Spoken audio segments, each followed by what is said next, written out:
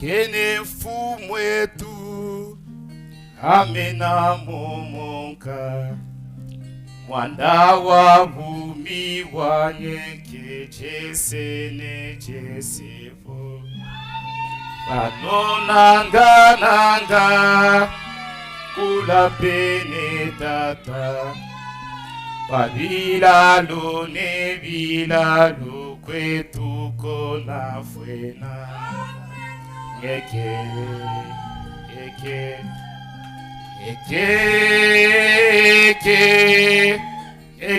ne mfumu wetu.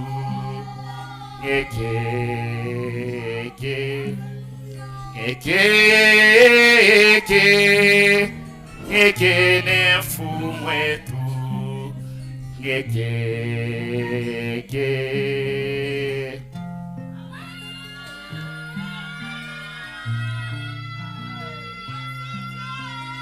Tata yekolo kokwetu konsaka, nasake kumona byagwa bifule binetu.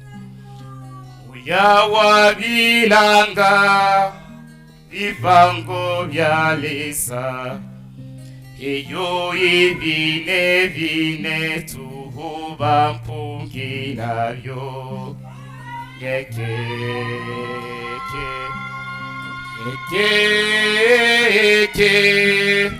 Eke ne mfumu wetu. Eke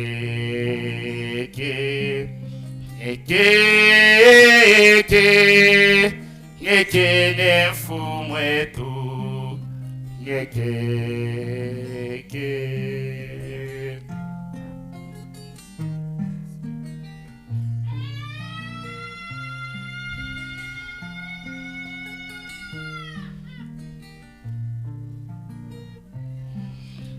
Ashane panopa mitima mifite, wa makumbi ya mvula akaketu kako. Kwa kwetu Yesu ukapambulako, mipolo mumesoso mundowe yanyeke.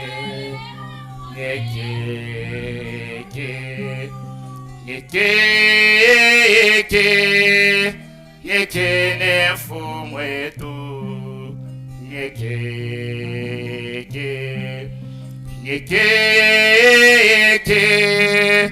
Eke ne mfumu wetu.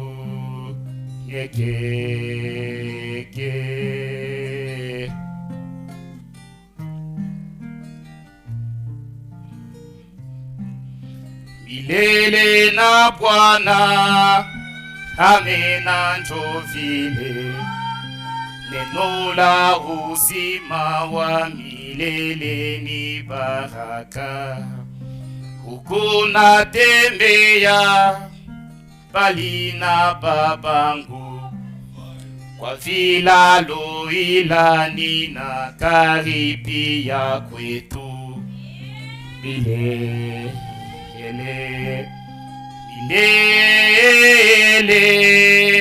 Milele na Bwana.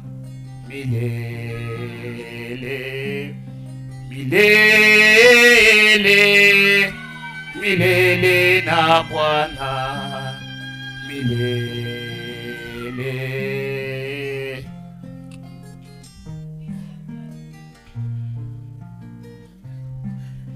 Kwa Baba ni mbingu, jo kwenye napenda, natamani kuyaona makao kweli. Nafsi inatamani makao ya mbingu, hakika unaniandalia yo kweli.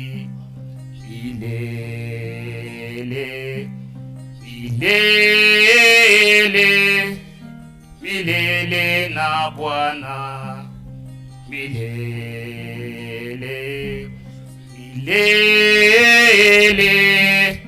Milele na Bwana. milele.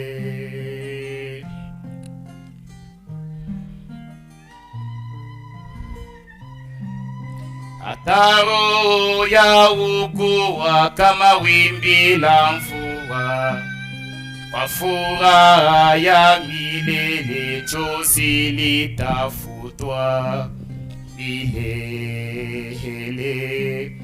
Milele, milele na Bwana, milele, milele, milele, milele na Bwana, milele, milele, milele, milele na Bwana, milele.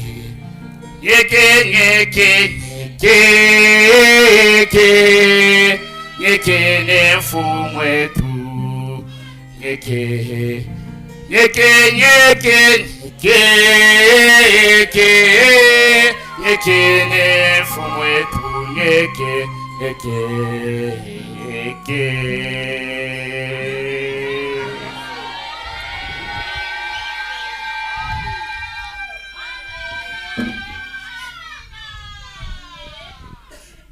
Et le Seigneur bénisse. Bwana Mungu anibariki.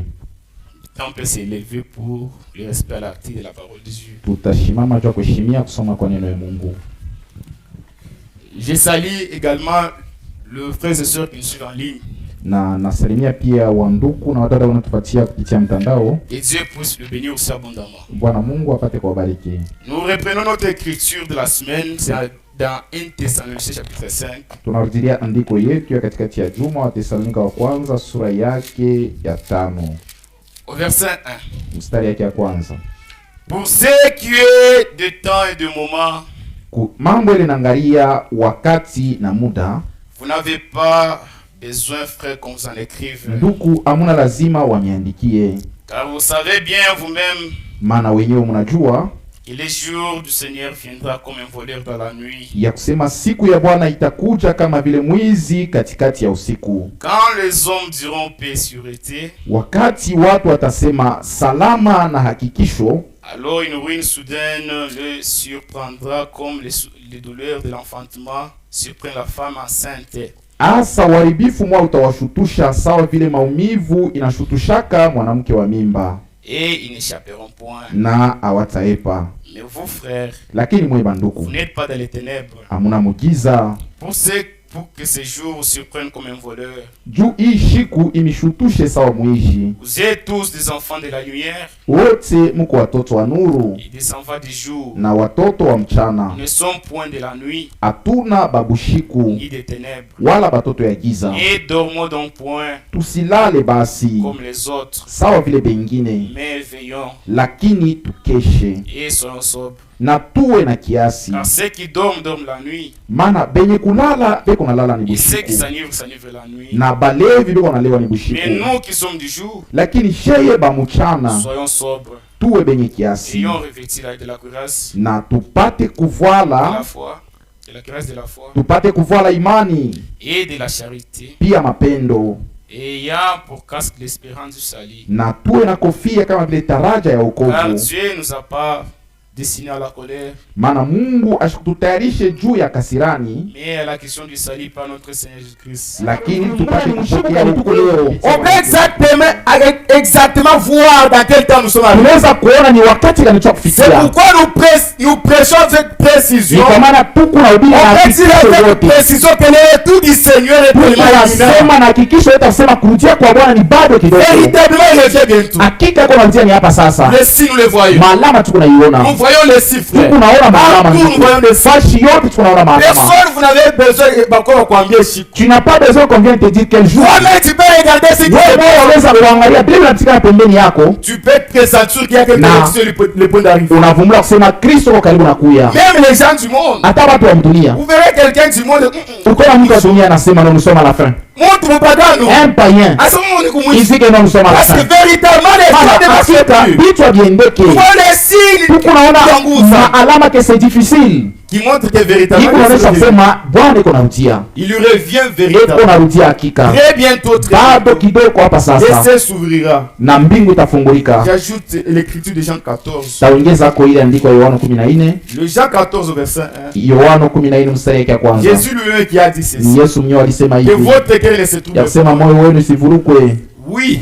Ne soyez pas troublés, vous les aimés. Msivurukwe mwa bateule ya Mungu, Ne soyez pas troublés. msivurukwe. Vous avez un Père au ciel qui Muko descend. na baba kumigo ni Vous avez un Dieu qui se soucie de vous. na Mungu kwenye Ne soyez pas anaikia. troublés. Vous Msivurukwe. êtes les enfants d'un grand Muko roi. watoto wa mfalme mnene. Ne vous inquiétez de rien. Msifadhaike Même si vous kitu. passez des matins difficiles. Hata kama unapitia wakati ya Même si la hofu, vie semble être compliquée. hata kama maisha kwa ngumu, Jésus a dit Yesu alisema que votre cœur ne se trouble moyo wenu usivurukwe. pas. Même si vous passez dans des crises. Hata kama unapitia Même si vous ne mkukosewa, pouvez pas manger. hata kama na chakula, Ne soyez pas troublés. usivurukwe. Même si vous êtes malade. Hata kwa mgonjwa, Ne soyez pas troublés. usivurukwe. Jésus-Christ Yesu Kristo a dit alisema que votre cœur ne se trouble moyo wenu usivurukwe. pas. Même si vous passez affamé. Hata kama unalala na njala, Même si vous n'avez pas des habits. hata una na mavazi, De l'autre côté, ile ng'ambo vous aurez tout ce que vous avez besoin. utakuwa na yote C'est unayolazima. un peu de temps. Bado kidogo La souffrance pendant mateso yatamalizika, bado kidogo magonjwa yatamalizika, bado on kidogo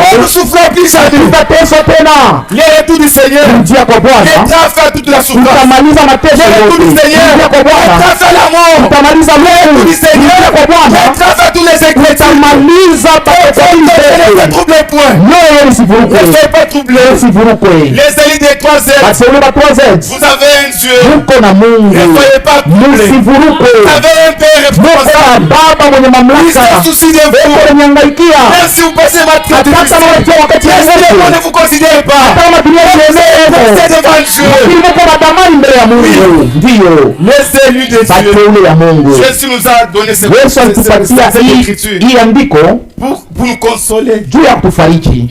Que ne soyez pas troublés. Asema msivurukwe, Ne vous inquiétez pas. msifadhaikie, Mais si tout semble compliqué, hata kama vyote viendeke, mais si tout ne marche, hata kama vyote viendeke. oui, Ndiyo c'est dans ce monde. ni mwii dunia, Parce que le corps avait péché. maana mwili litendaka zambi La souffrance est en na mateso inaingia, mais ça va pas directement. lakini nabii itaendelea milele. L'enlèvement Unyakulivu mettra fin à toutes les choses. utamaliza mateso yote, Tout prendra fin. vyote Et vitamalizika, cela c'est pour bien. na ile ni bado Nous kidogo. serons avec le Seigneur au Tutakuwa ciel. pamoja na Bwana kuelewa C'est une très grande mbingu, na consolation. ile ni faraja munene sana. Ici nous avons beaucoup de problèmes. Hapa tuko na mambo mingi kunatufuatafuata, Chacun a son problème. kila mtu ana mambo yake, Des problèmes ici.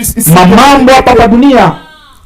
Il y a un jour Huko siku moya oui, le mot problème n'existera plus. ile mambo hatutaiwaka tena, On n'aura pas de problème. hatutawaka tena na mambo. Ah, dans la présence du Seigneur, Uwepo wa Bwana il n'y aura pas de problème. mbona hatutakuwaka na mambo, Le mot problème n'existera pas. mambo La itakuwa souffrance hapo, n'aura pas de valeur là-bas. mateso itakuwa na mafaa kule. On ne parlera plus de la souffrance. Hatutaanza kusema juu ya Dans la mateso. présence de Dieu, Uwepo wa Mungu ça sera paix. itakuwa ni Ça salama, sera la joie. itakuwa ni furaha. Bientôt l'épée sera levée. Bado kiloko C'est mtanyakuliwa. quelque chose de très merveilleux. Kitu kimoja cha damani C'est pourquoi sana, nous avons le retour du ni kama Seigneur. tunapenda kurudia C'est kwa quelque Bwana. chose de Ni très kitu kimoja merveilleux. cha damani sana, Nous serons avec le Seigneur. tutakuwa pamoja na Bwana Avec celui qui nous attend. na ule aitu Nous le verrons. tutamuona, Nous allons les palper. tutampapasa. Et l'enlèvement de Na Jésus, unyakulivu nous allons les voir. tutamuona C'est Yesu. pas ça que les gens de fausses doctrines Ana parlent. ile bantu ba mafundisho ya bongo biko nasema, Nous sommes déjà enlevés asema tusha kunyakuliwa, potentiellement. tusha kunyakuliwa J'étais au mukiro. campus. Il y a un jour j'étais au campus. Sio mlikuwa ule campus, On chantait avec un frère là-bas. tulikuwa naimba na ndugu moya, Quelqu'un est venu là-bas. mtu anakuya pale Des tonnerres est venu. wa manyunguruma, Mais là, comment ça nous dit, Anaanza kutuambia. tu crois pas au tonnerre est venu. asema wao ninyo ni nguruma sasa funuliwa. Moi, je dis, c'est faux. Nasema ni vya bongo vile, C'est le mensonge. ni vya bongo. Le mensonge, c'est pas révélé. Bongo haina mwenye kufunuliwa. Et après, il nous dit, Anatuambia quelqu'un des tonnerres est venu. mtu wa manyunguruma anakuya Ils tena, ont existé, il est devenu à 3. banina batatu. Et celui-ci m'a dit, Huyu mwana anasema les tonnerres sont révélés. nguruma sasa funuliwa, Jésus-Christ est déjà venu. Yesu sasa kurudia. Je dis, c'est faux. Nasema ni bongo, Jésus-Christ est déjà venu. Yesu sasa Moi, je kurudia. suis sur la terre. Yeye ndio hapa dunia. Si Jésus vient, Kama Yesu anakuja, vous ne serez pas ici. hamutakuwa tena pa dunia, Vous serez au ciel. mutaenda kumbingu Et le retour du na Seigneur, kurudia kwa ça Bwana. ne sera pas. Ça, je vais dire quoi? spirituel comme les gens les disent. haitakuwa ya mkiovyo watu wanasema tushakunyakuliwa, lakini mwili na baki hapa. Dernièrement dans Genèse 5, tulisoma Mwanzo sura ya 5. Enoch a été enlevé. Enoch alinyakuliwa. Kwanza umeona dunia. Quand les gens seront enlevés, wakati watu watanyakuliwa, on verra plus la dunia bataniona tena. J'ai lu alors cette écriture à ce point. Tutasoma hii andiko. J'ai lu Actes chapitre 1. Tendo la Mitume sura ya kwanza. Pour qu'on puisse voir que les retours du Seigneur, c'est pas comme les gens de teneurs. Ana vile baniunguruma ndio wanaisema. Oh, nous sommes les gens enlevés. Asema tushakunyakuliwa mkiro, hapana. Hapana, ina vile. Actes chapitre 1 verset 11. Tendo la Mitume sura ya kwanza mstari ya 11.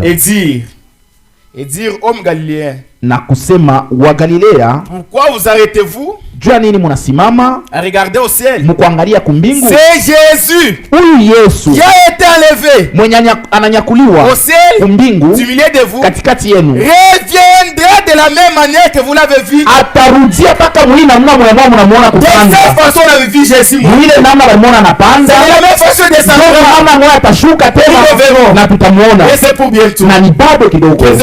Bwana Mungu amebariki. Ici c'est une préparation. Hapa ni matayarisho. Le retour du Seigneur. Kurudia kwa Bwana. Chacun doit être prêt. Kila mtu anapaswa kuwa tayari. Cette prédication on a mis l'accent surtout sur être prêt. Muhimu mahubiri tuliweka kistari sana zaidi ya kuwa tayari. Nous devons être prêts. Tunapaswa kuwa tayari. Bientôt Jésus-Christ va venir. Yesu atarudia hapa sasa. Il viendra pas prendre les gens qui sont préparés. Ashitakuwa kubeba wale beko najitayarisha. Il viendra prendre les gens qui sont déjà. Atakuwa kubeba wale beko tayari. C'est l'épouse de Christ. Ni kama ni Yesu wa Kristo. L'épouse de toi c'est Yesu wa toi c'est. Nous vous supplions. Tuko na misi. Nous exhortons. Tunanionya. Soyez prêts. Muwe tayari. Véritablement Jésus revient. Hakika Yesu anarudia hapa sasa. On ne sait pas les jours. Hatujui siku. Mais exactement nous avons la prévision. Tuko naona mzuri mzuri. Tellement d'ici là Jésus s'arrête. Hapa tu kidogo Yesu ataonekana. On ne peut pas fixer l'heure. Hatuwezi kunyambia ni saa fulani. Fixer la date. Wala ni fulani. Kile tunajua envoyer les signes. Kuona maalama. Nous disons avec exactitude. Tunasema na hakikisho ya kusema Yesu anarudia hapa sasa. Il revient véritablement. Eko narudia hakika. Que Dieu vous bénisse. Bwana Mungu ambariki. Je reprends l'écriture. J'ai lu d'abord Romains chapitre 13. Tasoma mbele wa Roma 13. Avant de passer au Matthieu 24. Mbele ya kusoma Mathayo 24. Lisons ensemble cela. Tutasoma pamoja hii. Romains 13 à partir de verset 11. Wa Roma 13 mstari wa 11. Que Dieu vous bénisse. Vous aimez sa parole? Amen. Que Dieu vous bénisse abondamment. Bwana Mungu amibariki. Bientôt nous serons ensemble avec le Seigneur. Bado kidogo tutakuwa pamoja na Bwana. Abraham vous allez le voir. Ibrahimu mtamuona. Vous l'avez jamais vu. Amuya muonaka. Élie vous l'avez jamais vu. Elia amuya muonaka. Enoch vous l'avez jamais vu. Enoki amuya muonaka. Nous allons les voir. Lakini tutabaona. Et bientôt très na ni bado kidogo. Soyez seulement prêts. Mwe tu tayari. Nous lisons dans Romains 13 verset 11. Wa Roma 13 mstari ya 11. Cela importe d'autant plus. Inatufai sana que vous savez à quel temps nous sommes. Tujue ni wakati kani tuko. C'est l'heure de vous réveiller après le sommeil. Wakati ya kulamuka musingisi. Car maintenant, kwa maana hapa sasa, le salut wokovu est plus près de nous. Iko karibu sana nasi. Que lorsque nous avons crié. Kuliko pale tuliaminika. Le salut est plus près de nous. Iko karibu sana nasi. Que lorsque nous avons crié. Pale tuliaminiaka. Yesu, notre salut, wokovu yetu, il est sur le point d'arriver. Eko natafuta kufika. La nuit est avancée. Bushiku bunaisha kusonga. Les jours approchent. Na mchana inakaribia. Dépouillons-nous donc. Tuvule basi. Des œuvres de ténèbres. Matendo ya giza. Et revêtons. Tuvale. Les hommes de la lumière. Masira ya nuru. C'est l'heure de nous dépouiller. Kati ya kuvula. C'est l'heure de nous débarrasser de tout ce qui n'est pas de Dieu. L'heure est avancée. Ce n'est plus le temps qu'on devrait dépêcher. Ya kuchunga zambi. C'est l'heure que chacun puisse se dépouiller. Kila mtu avunge. Quelqu'un puisse se débarrasser de tout ce qui n'est pas de Dieu. Yote kila kia Mungu. Toutes les œuvres de ténèbres. Matendo yote ya giza. Tout ce qui ne fait pas de Dieu. Et chacun puisse se débarrasser de tout cela. Si vous avez vécu autrefois dans le péché, si vous avez joué autrefois, aujourd'hui tu dois dire, c'est assez. C'est assez. Tu dois mettre fin à cela. Si vous avez joué, reviens à Dieu ce matin. Il va te recevoir. Parce qu'il est encore sur le trône de grâce. Revenez à Dieu. Bientôt, très bientôt. C'est la fin. La fin véritablement. C'est la fin. Marchons honnêtement comme en plein jour. tutembee benye kunyoroka saa katikati ya mchana, loin des excès et des ivrogneries. mbali ya maulafi na ulevi. Les ivrognes parmi nous doivent arrêter. Balevi katikati yetu, mwache bulevi. Toi, un ivrogne, tu dois arrêter. We bulevi, acha bulevi. Arrêtez l'ivrognerie. Mwache bulevi. Ça ne viendrait pas te prendre dans cet état-là. Asitakuwa kubeba mwile hali ile. Vous avez écouté beaucoup de prédications. Munasikia mahubiri ya mingi. Les prédicateurs ont défilé ici. Bahubiri banajibadilisha. Ils partent sur le même thème. Beko nasema mbishina moya moya. Réveillez-vous. Mulamuke. Quand je suivais sur la chaîne de cette église, Wakati nilikuwa nafuata kusheni ya hii kanisa. d'ailleurs j'ai vu que ce thème que je prêche, on a déjà prêché ça ici. Hiki kishina basi. Il y a le frère qui a prêché ça récemment ici. Kuku ndugu mwingine sasa kuhubiria. Ce n'est pas de nouveau. Haina bintu bibi. Vous êtes déjà un peuple averti. Mungu batu wasa Nous venons seulement pour vous rappeler ce que vous connaissez déjà. kukumbusha bila Mais pourquoi est-ce que vous êtes persisté après le péché? kankamana muzambi. Persistez dans l'ivronnerie. Kankamana mbulevi. Depuis qu'on mettait l'accent sur le même Tangia point. balianza kusema yule ile mambo. Tu ne veux pas aller au ciel. Upende kuacha. Upende kuna kumbingu. Tu ne veux pas aller au ciel. Pourquoi tu ne veux pas abandonner? Jua nini upende kuacha? Ce matin, Hii asubuhi. par la grâce de Dieu, Kwa neema ya Mungu. dites c'est assez. Sema kunenea. J'ai joué. Kama unaanza Maintenant je kucheza. prends l'engagement Sema de le hapa mimi Seigneur. nabeba mpango na Bwana. Marcher avec Dieu. Tembea na Mungu. Il n'y a pas de temps. Hakuna tena wakati. Le monde va s'enflammer en feu. Dunia itawaka moto. Ça va s'enflammer. Itawaka. Le seul remède pour échapper, Dawa tu moja jua kuepuka. c'est l'enlèvement. Unyakulivu. Et après l'enlèvement, il y aura des phénomènes très terribles. Unyakulivu ikipite mambo moya nguvu. Il y aura des souffrances qui n'ont jamais Dunia existé. patakuwa mateso ya nja kuyaka hapo. L'écriture qui dit que les gens demanderont que les montagnes tombent sur eux. Ile andiko nasema batu watalomba maribu ibangukie wala bilima Ça sera ibangukie. après l'enlèvement. Itakuwa ni kisha unyakulivu. Les gens vont souffrir. Batu Ils watateswa. souhaiteront même la mort. Watatamania À lufu. cause des souffrances qui Juu ya mateso ile itakuwa pa dunia. Aujourd'hui, vous avez l'occasion d'échapper à ça. Sema Mungu na bahati ya kuepuka ile vitu. Vous avez l'occasion Mungu na bahati d'échapper à tous ces ya choses. kuepuka vile vitu C'est vyote. ça le Seigneur est en train de vous parler. Hii Bwana Mungu De ananiambia. revenir à lui. Mrudilie. D'abandonner tout ce qui n'est pas de Wache lui. vyote vile Et vinavyote. se vêtir Na kuvala les âmes qui sont comme à la parole. masira ya nuru wala ina. Et se vêtir de bonnes œuvres. Oh, c'est à cela que vous avez été appelés. Nikubile ndio Vous n'avez pas été appelés à l'impureté. Usione Vous kuchafu. n'avez pas été appelés à la saleté. Usione kuchafu. Faites écarter toutes ces choses. Tosha ile kuchafu yote. Débarrassez-vous. Mwende mbali. Soyez prêts. Kuwa tayari. Débarrassez-vous de tout ce qui n'est pas de Mwende Dieu. mbali na vyote Et mtakatifu. revêtez-vous Na mupate kuvala aux armes de lumière. masira ya nuru. Loin des excès de l'ivrognerie, Mbali na ulafi na ulevi. de la lecture Mbali ya maisha kutamanisha et de l'impudicité. na uzinifu. L'impudicité au milieu des enfants, Uzinifu katikati ya watoto wa Mungu ce n'est pas une bonne chose. haina kitu kizuri. Il a écrit, je pense, dans 1 Corinthiens chapitre 5. Wakorinto wa kwanza sura ya 5 Il avait écrit là, ils avaient écrit. aliandika kamule, Il y avait de l'impudicité parmi les gens de Corinthe. mulikuwa uzinifu katikati ya watoto wa Korinto. Ce n'a jamais été une bonne chose. Haikale kitu Et si kizuri. c'est l'assemblée des trois Ili hommes, mkusanyiko ya 3Z. vous devez être des saints. Mnapasa kuwa Vous watakatifu. devez marcher avec le Seigneur. Mnapasa kutembea na Bwana. Si vous marchez avec Dieu Kama mnatembea na Mungu et que Dieu trouve bon plaisir en vous, na Mungu anajifurahisha na maisha yenu, il va vous donner le Saint-Esprit. atampatia Roho Mtakatifu. Et si vous avez le Saint-Esprit, Na kama una Roho Mtakatifu, vous êtes le candidat pour le ciel. utakuwa mteule juu ya mbingu. Dieu ne scelle pas l'impureté. Mungu hawezi kuweka Roho Mtakatifu mbuchafu. Dieu ne scelle pas des saletés. Mungu hawezi kuweka Roho Mtakatifu mbuchafu. C'est pourquoi il envoie sa pure parole. Kwa maana anatuma neno lake Pour safi véritablement que vous soyez prêts. juu upate kuwa Pour que vous tayari. marchiez véritablement dans la lignée de la parole. Upate kutembea nuru ya neno. C'est ça. Njoo ile. Il vous a donné ses serviteurs ici. Alinipatia watumishi wake hapa. Qui vous exhorte Bado beko à ninionya. marcher toujours dans la pureté. Upate kutembea musafi. Il vous conduit vers le ciel. Beko niniongoza. Soyez obéissants. Muwe batiifu. C'est l'amour de Dieu envers nous. Ni mapendo ya Mungu. Dieu a toujours manifesté l'amour envers ses enfants. Mungu anaonyesha kwa Et mapendo. c'est lui qui rejette l'amour de Dieu. Mungu anakataa mapendo ya Il Mungu. n'y a que le régime qui lui reste. Ni kisamu kuna mchunga. Dieu avait manifesté l'amour du temps de Noé. Wakati ana Mungu alionyesha Il y mapendo. avait le péché. Kulikuwa zambi. Mais Dieu qui est l'amour, Mungu mwenye kwa mapendo il a fait un chemin. anapasula njia. Pour que les gens qui avaient péché, Bale walitenda zambi. les gens qui avaient mal marché, Bale walitembea il les mubaya. a dit, Anabambia. il a dit à Noé, Anamwambia Noa, construis l'arche, jenga safina, sonner la trompette de l'évangile, pika parapanda ya injili, pour que celui qui entendra, atasikia, celui qui acceptera, peu importe le péché, ataka mena mazambi gani, entrer dans l'arche, aingie tu msafina, alors la vie sauve, atapona. il avait fait cela. Alipasua ile. Dieu n'a jamais voulu que nous enlèvions. Ndake batu wakufe mzambi. Nous désirons que tout le monde Mtu ataokolewe. peu importe le péché que quelqu'un a fait, Dieu a toujours voulu que le péché ndaka mtenda zambi aokolewe. ne vous inquiétez pas la route de Dieu. Kufanya kitu Mungu Ne mapendo. vous inquiétez pas la grâce que vous avez accordée. Mungu kunene Mungu anakupatia. Mungu ananipenda. Et il veut que vous reveniez. Na anapenda mumrudilie. Revenez à Dieu. Mumrudilie Mungu. C'est lui qui est allé très loin. Ula yenda mbali sana. C'est lui qui a abandonné la parole de Dieu. Ula yenda aliacha neno la Mungu. Venez à lui. Arudie kwa Mungu. Quand vous savez l'enlèvement, Mnajua unyakulivu? l'enlèvement va prendre, il mettra fin à beaucoup de choses. Unyakulivu utashimamisha vitu vya mingi. L'enlèvement mettra fin au salut. Unyakulivu utashimamisha wokovu.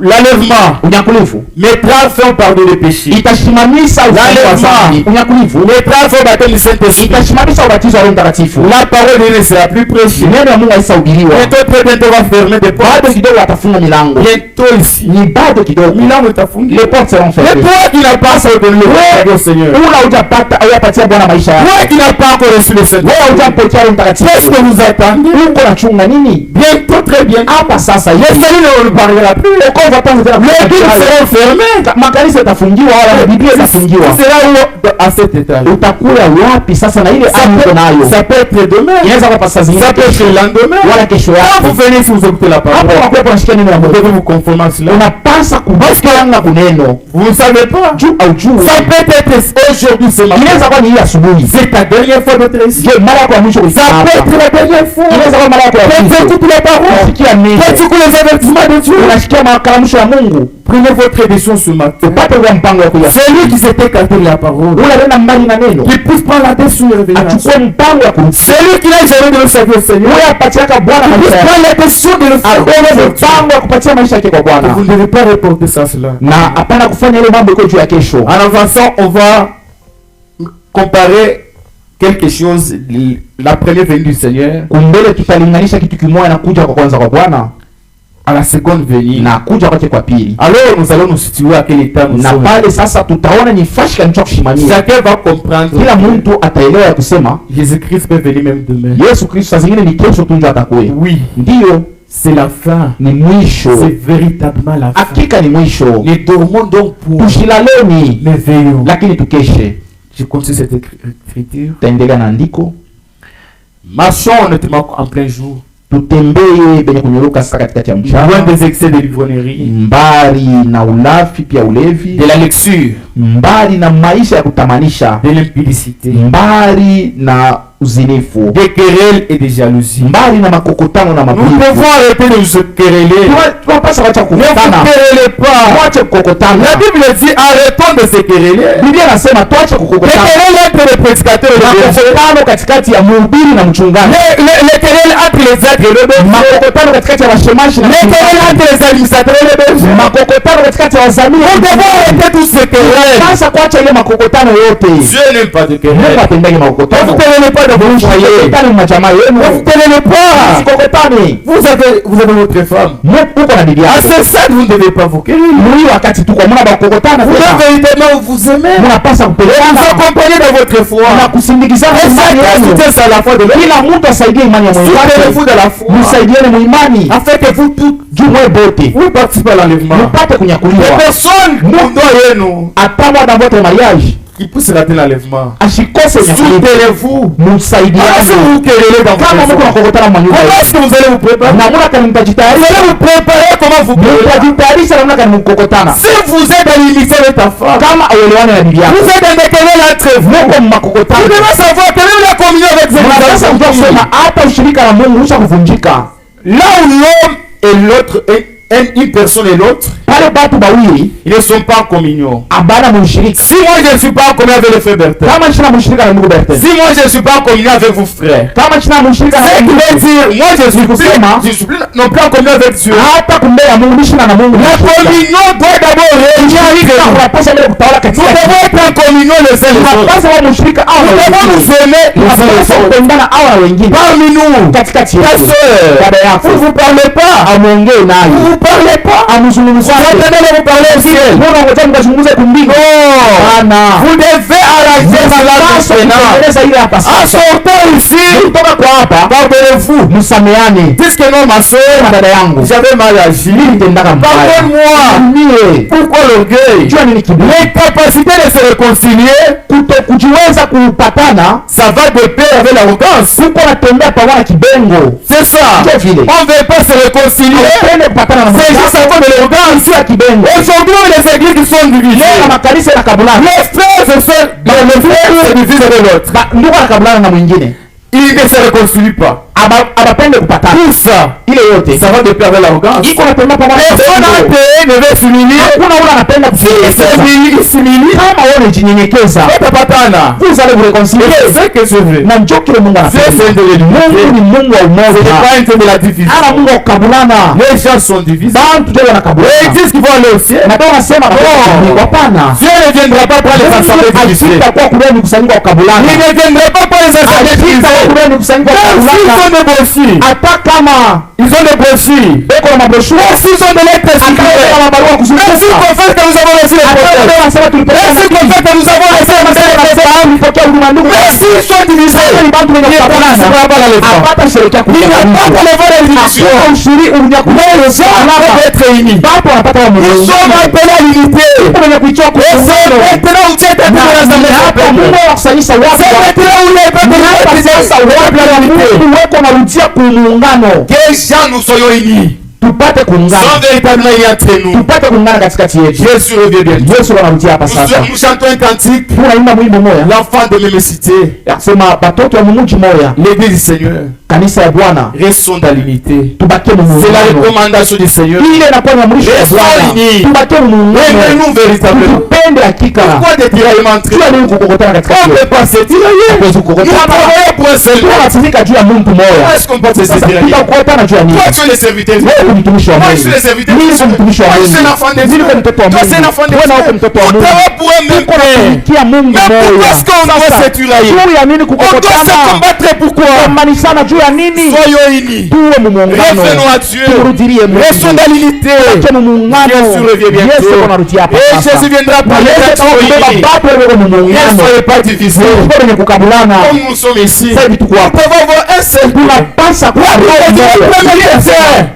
Bakristo wa mwanzo Ils avaient le même sentiment. walikuwa na mania moja. Unis d'un seul cœur. Kwenye kujiunga kwa Ils moyo avaient mmoja. le même langage. Walikuwa wanasema Il n'y avait pas de moja. complexion avec eux. Hakuna kupingana Il n'y avait pas de katikati trahison yao. entre eux. Kukutana katika Nous avons la vérité. tuko na Ils ukweli. ne veulent pas nous combattre. Hatuwezi kukombanishana. Non. Hapana. Restons dans l'unité. Tubakie mu muungano. Restons unis. Tubakie mu muungano.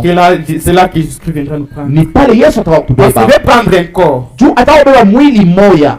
Comparez-vous à votre corps. Angalia paka mwili yako vile iko. Les membres de tous les corps. Viungo vya mwili yako yote. Mais ils sont unis. Vyote vya kujiunga. Si mon corps n'a pas combattu, Le bras ne peut pas combattre l'autre bras. chaque membre Kila kiungo a sa fonction. iko na kazi yake. Et chaque membre Na kila kiungo est très important au kiko corps. kya mafaa Il kumwili. n'y a pas un membre qui n'est pas important. Hakuna kiungo kisipo mafaa. Chacun est très important. Kila kiungo kina mafaa. Wala Ce kila qui est mtu ana c'est très mafaa. important. Ce que tu fais, c'est très Kile important. unafanya ni kya mafaa. Dans ta présence, Kwa uwepo wako. toi qui chantes, Wewe uko na toi qui limba. t'attends, Wewe unapiga celui mikono. qui prêche, Wewe uko na celui ubiri. qui exalte, Wewe uko celui qui est mchungaji. pasteur, Wewe nous mchungaji. sommes tous importants. Wote Et nous servons tous les Seigneurs. tunamtumikia Bwana. Que Dieu vous bénisse Sana Mungu abondamment. amibariki. Le peuple des 3Z Batu wa kutoa zaidi. reste béni. Mubarikiwe. Soyons unis. Tubakie mu muungano. Aimons-nous les uns les autres. Tupendane wao na wengine. Marchons dans l'unité. Tutembee mumoja. Jésus revient. Yesu yuko narudia. L'enlèvement c'est pour vous. Unyakulivu ni yenu. Si vous ne partez pas, Kama mwa mwende. il n'y a pas d'enlèvement. Hakuna unyakulivu. Parce que si l'épouse ne part Chukua pas, kama biharusi il n'y a pas d'enlèvement. Si Jésus doit venir, Kama Yesu anapasha c'est à kuja. cause de vous. Ni juu yenu. Restez seulement prêts. Mukwe Il tayari. avait abandonné la gloire. Aliachaka utukufu. Il avait abandonné le trône Anaacha enzi afin de venir vous acheter. juu ya kwa kunikombola. Il était venu pour vous. Alikuyaka juu yenu. Comme vous êtes ici ce matin, Sasa hivi mko hapa hii asubuhi. vous l'êtes au nom du Seigneur. Mko hapa ni juu ya Bwana. Et c'est Dieu qui vous a appelé. Na ni Mungu aliniita mkuye hapa. Que Dieu vous bénisse. Bwana Mungu amibariki. Restons unis. Tubakie mu muungano. Aimons-nous les uns les autres. Tupendane awa na wengine. J'ai voulu faire cette petite exhortation avant de la prière, avant la prédication, Na nilipenda kumionya hivi mbele ya kwanza mahubiri. pour que nous soyons véritablement unis. Juu hakika tuwe mu muungano. Parfois c'est triste. Saa Moi, de ma zingine part, biko naleta huzuni sana. regarder une église divisée. Mkuona kanisa iko najikabula. Parfois, c'est à cause des problèmes. Saa zingine unaleta mambo. Tu veux aller prêcher là-bas. Unapenda kwenda kuhubiri L'autre, kule. les frères, Ndugu mwingine peut-être ils ne sont pas en communion. saa zingine habana muushirika.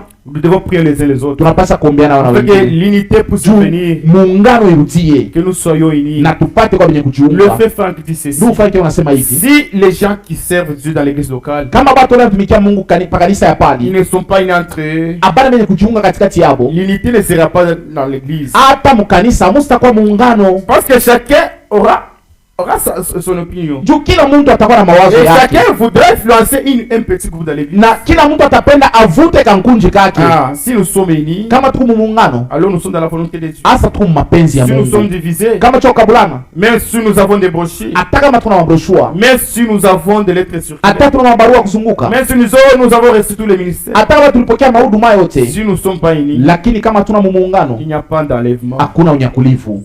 Nous devons véritablement être unis. Tunapasa kwa Jésus muungano. revient véritablement. Yesu eko narudia ni hapa sasa.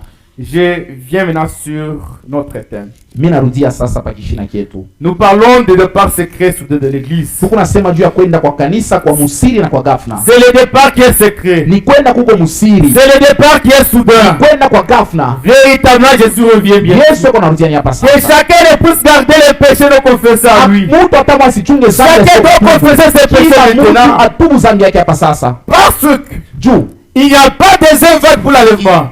hakuna nkunji ya pili juu ya Il n'y a kunyakuliwa. pas de deuxième vague pour l'enlèvement. Hakuna nkunji ya pili juu ya Pour dire kunyakuliwa. que s'il peut être l'enlèvement, Ukikosa unyakuliwa kwa Jésus va kwanza, encore revenir pour Yesu faire atarudia tena prendre. juu ya kubeba nkunji ya pili. Non. Hapana. L'enlèvement sera Unyakuliwa Une seule ni fois. mara moja. et les gens sont enlevés. Na batu Ceux qui sont restés sont Batu restés. wanabakia C'est wanabakia. pourquoi ne gardez pas nos faits dans votre vie. Hapana kuchunga maisha ya zambi maisha Toi yako. qui sais que ici je ne suis pas non. Wewe unajua kusema hapa Toi kuna qui sais que msawa. ça va me faire empêcher Unajua l'enlèvement. kusema hii itanikosesha unyakulivu. Avant de sortir, Mbele ya wewe kutoka, mettez cela en ordre. tengeneza ile kitu. La Bible dit examinez-vous Biblia vous-même. inasema ujichunguze wenyewe. C'est toi-même qui dois Wewe mwenyewe t'examiner. unapaswa kujichunguza. Personne ne sait ce que tu es en train de faire. Hakuna mtu anajua kile unafanya. Toi-même tu le sais. Wewe unakijua. La Bible dit que chacun puisse s'examiner ce Biblia matin. inasema kila mtu ajichunguze. Que chacun s'examine. Kila mtu Ne ajichunguze. soyez pas distrait. Msilengane. Soyez prêts à chaque Muwe instant. tayari wakati yote. Ne vivez pas comme vous voulez. Mshiishi vile Ce mnapenda. que Dieu veut, Kile Mungu c'est yanapenda votre ni sanctification. utakaso wenu. Ce que Dieu Kile veut, Mungu anapenda c'est que vous marchez sur sa parole. utembee kufuatana na C'est neno ça la yake. volonté des cieux. Ndio mapenzi ya Nous devons Mungu. véritablement marcher sur la parole de Dieu. Tunapaswa kutembea kufuatana na neno ya Mungu. Marcher dans la crainte de la parole. Kutembea kuboka bwa C'est neno. par là que nous serons Ni enlevés. pale tutanyakuliwa sasa. Que Dieu nous bénisse. Amen.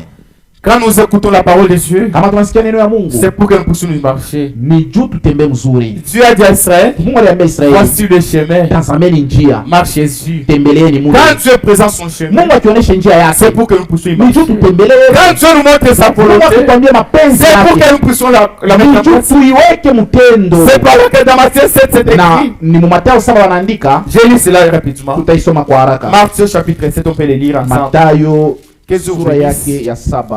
Soyez bénis. Mubarikiwe na Mungu.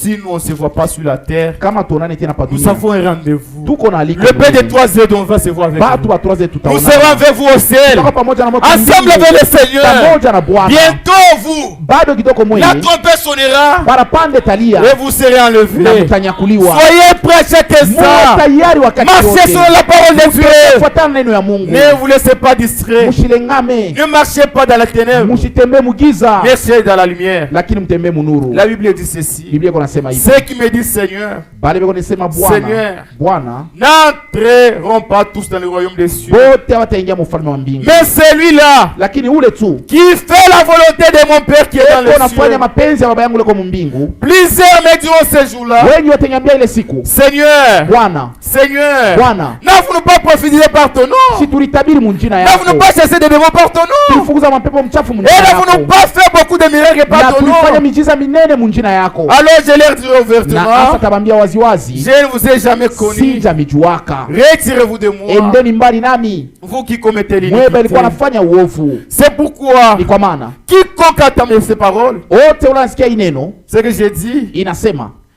la parole que j'ai dit, hii maneno mingi unasema Et le met en pratique na kuiweka mtendo, sera semblable à un homme prudent atafanana na mtu qui a mkaramushi bâti sa maison sur le roc. ula alijenga nyumba yake La pamwamba. pluie est tombée, Mvula les inanyesha, torrents sont venus, pepo les inakuya, vents ont soufflé pepo kubwa et inakuya se sont jetés contre cette na maison. kujipika kuile nyumba Et ne pouvait tomber aianguke, parce qu'il était fondé sur le roc. maana ilijengwa yulu ya mwamba. Mais quiconque entend ces paroles Lakini ule anasikia hii maneno que j'ai dit niko nasema et ne les met pas en pratique na asiweke mtendo, sera semblable à un homme insensé atafanana na mtu qui a mchinga bâti sa maison sur ce roc. ule anayenga nyumba yake pakichanga. Les insensés Bajinga qui attendent la parole des Dieu bale banasikia neno ya et Mungu qui la mettent pas en pratique. abaiweke mtendo. C'est là il y a des vierges folles. Njo kunji ya babikira Des gens wapumbavu, qui ont reçu la pure parole bantu walipokea neno et safi qui n'ont pas voulu s'y conformer. lakini abapende kufananisha Mais maisha vous qui yabo. écoutez la vérité, Lakini mwe munasikia ukweli, Marchez selon la vérité. mutembee kufuatana na Vous ukweli. qui êtes la vérité, Mwe mko ndani ya ukweli, manifestez la vie de la vérité. muoneshe maisha ya Vous ukweli. avez reçu la vérité. Mulipokea ukweli, Mais votre vie n'est pas lakini conforme à la maisha vérité. yenu haifanane na ukweli. Si nous avons cette vérité, Kama tuko na ile ukweli, la vérité doit produire les enfants de Dieu ukweli véritables. inapaswa kuonesha watoto ya Mungu La bakweli. parole sainte doit produire les enfants de Dieu Neno saints. safi inapaswa kuzala watoto ya Mungu Mais vous takatifu. avez reçu la pure parole de Dieu. Mulipokea neno safi ya Vous Mungu, avez reçu la vérité. mulipokea Mais ukweli. pourquoi la vie est en contraste? Juu ya nini maisha Pourquoi ifanane est-ce na qu'on peut voir ukweli? des mauvaises actions Juu ya dans nini votre vie? matendo ya mubaya kunaonekana Vous qui maisha êtes dans la yenu? Wewe vérité, ni kwa ukweli, vous qui avez reçu le wewe message, unapokea vous qui ujumbe, avez reçu la vérité, wewe unapokea mais ukweli. marchez d'après cette vérité. Mtembee basi kufuatana na ile ukweli, Ne soyez pas des insensés, musiwe bajinga, ne soyez des sages. lakini mwe Les bahekima. sages sont les gens qui écoutent la parole de la vérité. Neno ya Et ukweli si conforme à cette na vérité, wanafananisha maisha yao. vous êtes dans la volonté parfaite de Muko Dieu. mapenzi kamilifu ya Ici, Mungu. c'est la volonté Hapa ni parfaite de Dieu. mapenzi kamilifu ya Nous Mungu. sommes dans la volonté parfaite de Tuko Dieu. mapenzi kamilifu ya Mais nous Mungu. devons marcher d'après cette volonté de Tunapaswa Dieu. kutembea kufuatana Il na ne mapenzi suffit ya pas de Mungu. reconnaître la Haina tu vérité. kutambua kusema hii ni Le ukweli. plus important, Tunafaa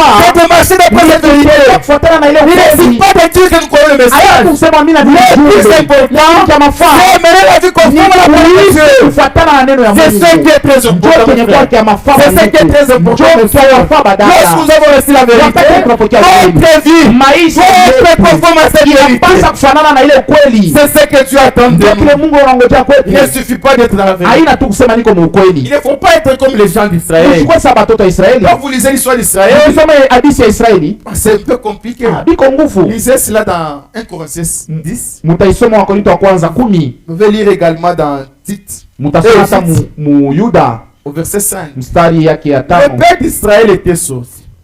Batoto wa Israeli balitoka. Ils étaient véritablement dans la volonté de Dieu. Balikuwa mapenzi ya Mungu. Ils avaient reçu un homme que Dieu avait envoyé. Balipokea mutu ule Mungu alitumaka. Que Dieu avait mandaté avec une voix audible. Mungu alimwekaka mukazi na sauti ya kusikilika. Et le peuple d'Israël, ils avaient écouté les instructions directes de Dieu. Na watu wa Israeli walisikia kile maagizo ya Mungu. Et le peuple d'Israël, Dieu était au milieu d'eux. Na Mungu alikuwa katikati ya watu wa Israeli. Quand nous lisons cette parole, Tukisoma ile neno, vous allez voir que mutaona ya kusema Dieu était permanent dans le cas d'Israël 24 heures sur 24 heures. wakati yote Mungu alikuwa mkampi ya Israeli. Quand on dit que la journée, Kama tunasema il y mchana avait la nuit. kulikuwa wingo Et la nuit, na usiku la colonne de feu. kulikuwa nguzo la Et moto. la Bible dit qu'il y avait les rochers qui le suivaient. Biblia inasema kulikuwa mwambe alikuwa na Et bafanya. les rochers c'était Christ. Na ile mwambe alikuwa ni Donc Kristo. le peuple d'Israël était Watu wa Israeli walikuwa mapenzi ya Mungu. Dieu était au milieu d'eux. Mungu alikuwa katikati yao. Dieu avait donné les instructions. Mungu aleta maagizo. Mais ce qui est grave, Lakini kibaya c'était grave. kile kilikuwa La kibaya. Bible dit la plupart d'entre eux, Biblia inasema mais bengi ils katikati pouvaient yao être agréables à Dieu. abakumpendeze Mungu. Il périt dans le Na désert. balikufa mjangwa. Environ 2 millions de personnes Karibu ya batu milioni 2 qui étaient sortis. bale walitoka. 2 seulement. Bawili tu. Caleb et Josué Kalebu na qui Yoshua. étaient entrés en Canaan. Njo balingia mkanana. Vous voyez frère, Munaona ndugu?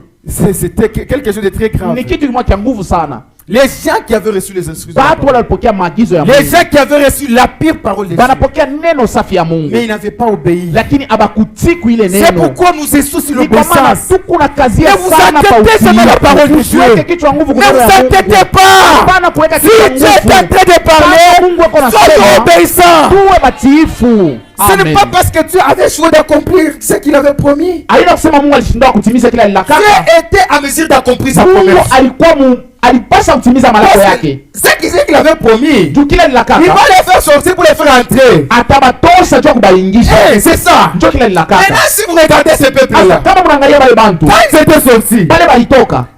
Il n'était pas entré. Abakuingie. Dès seulement après 2 millions. Bawili tu mwile milioni 2. Est-ce que c'est Dieu qui avait échoué? Ni Mungu alishindwa.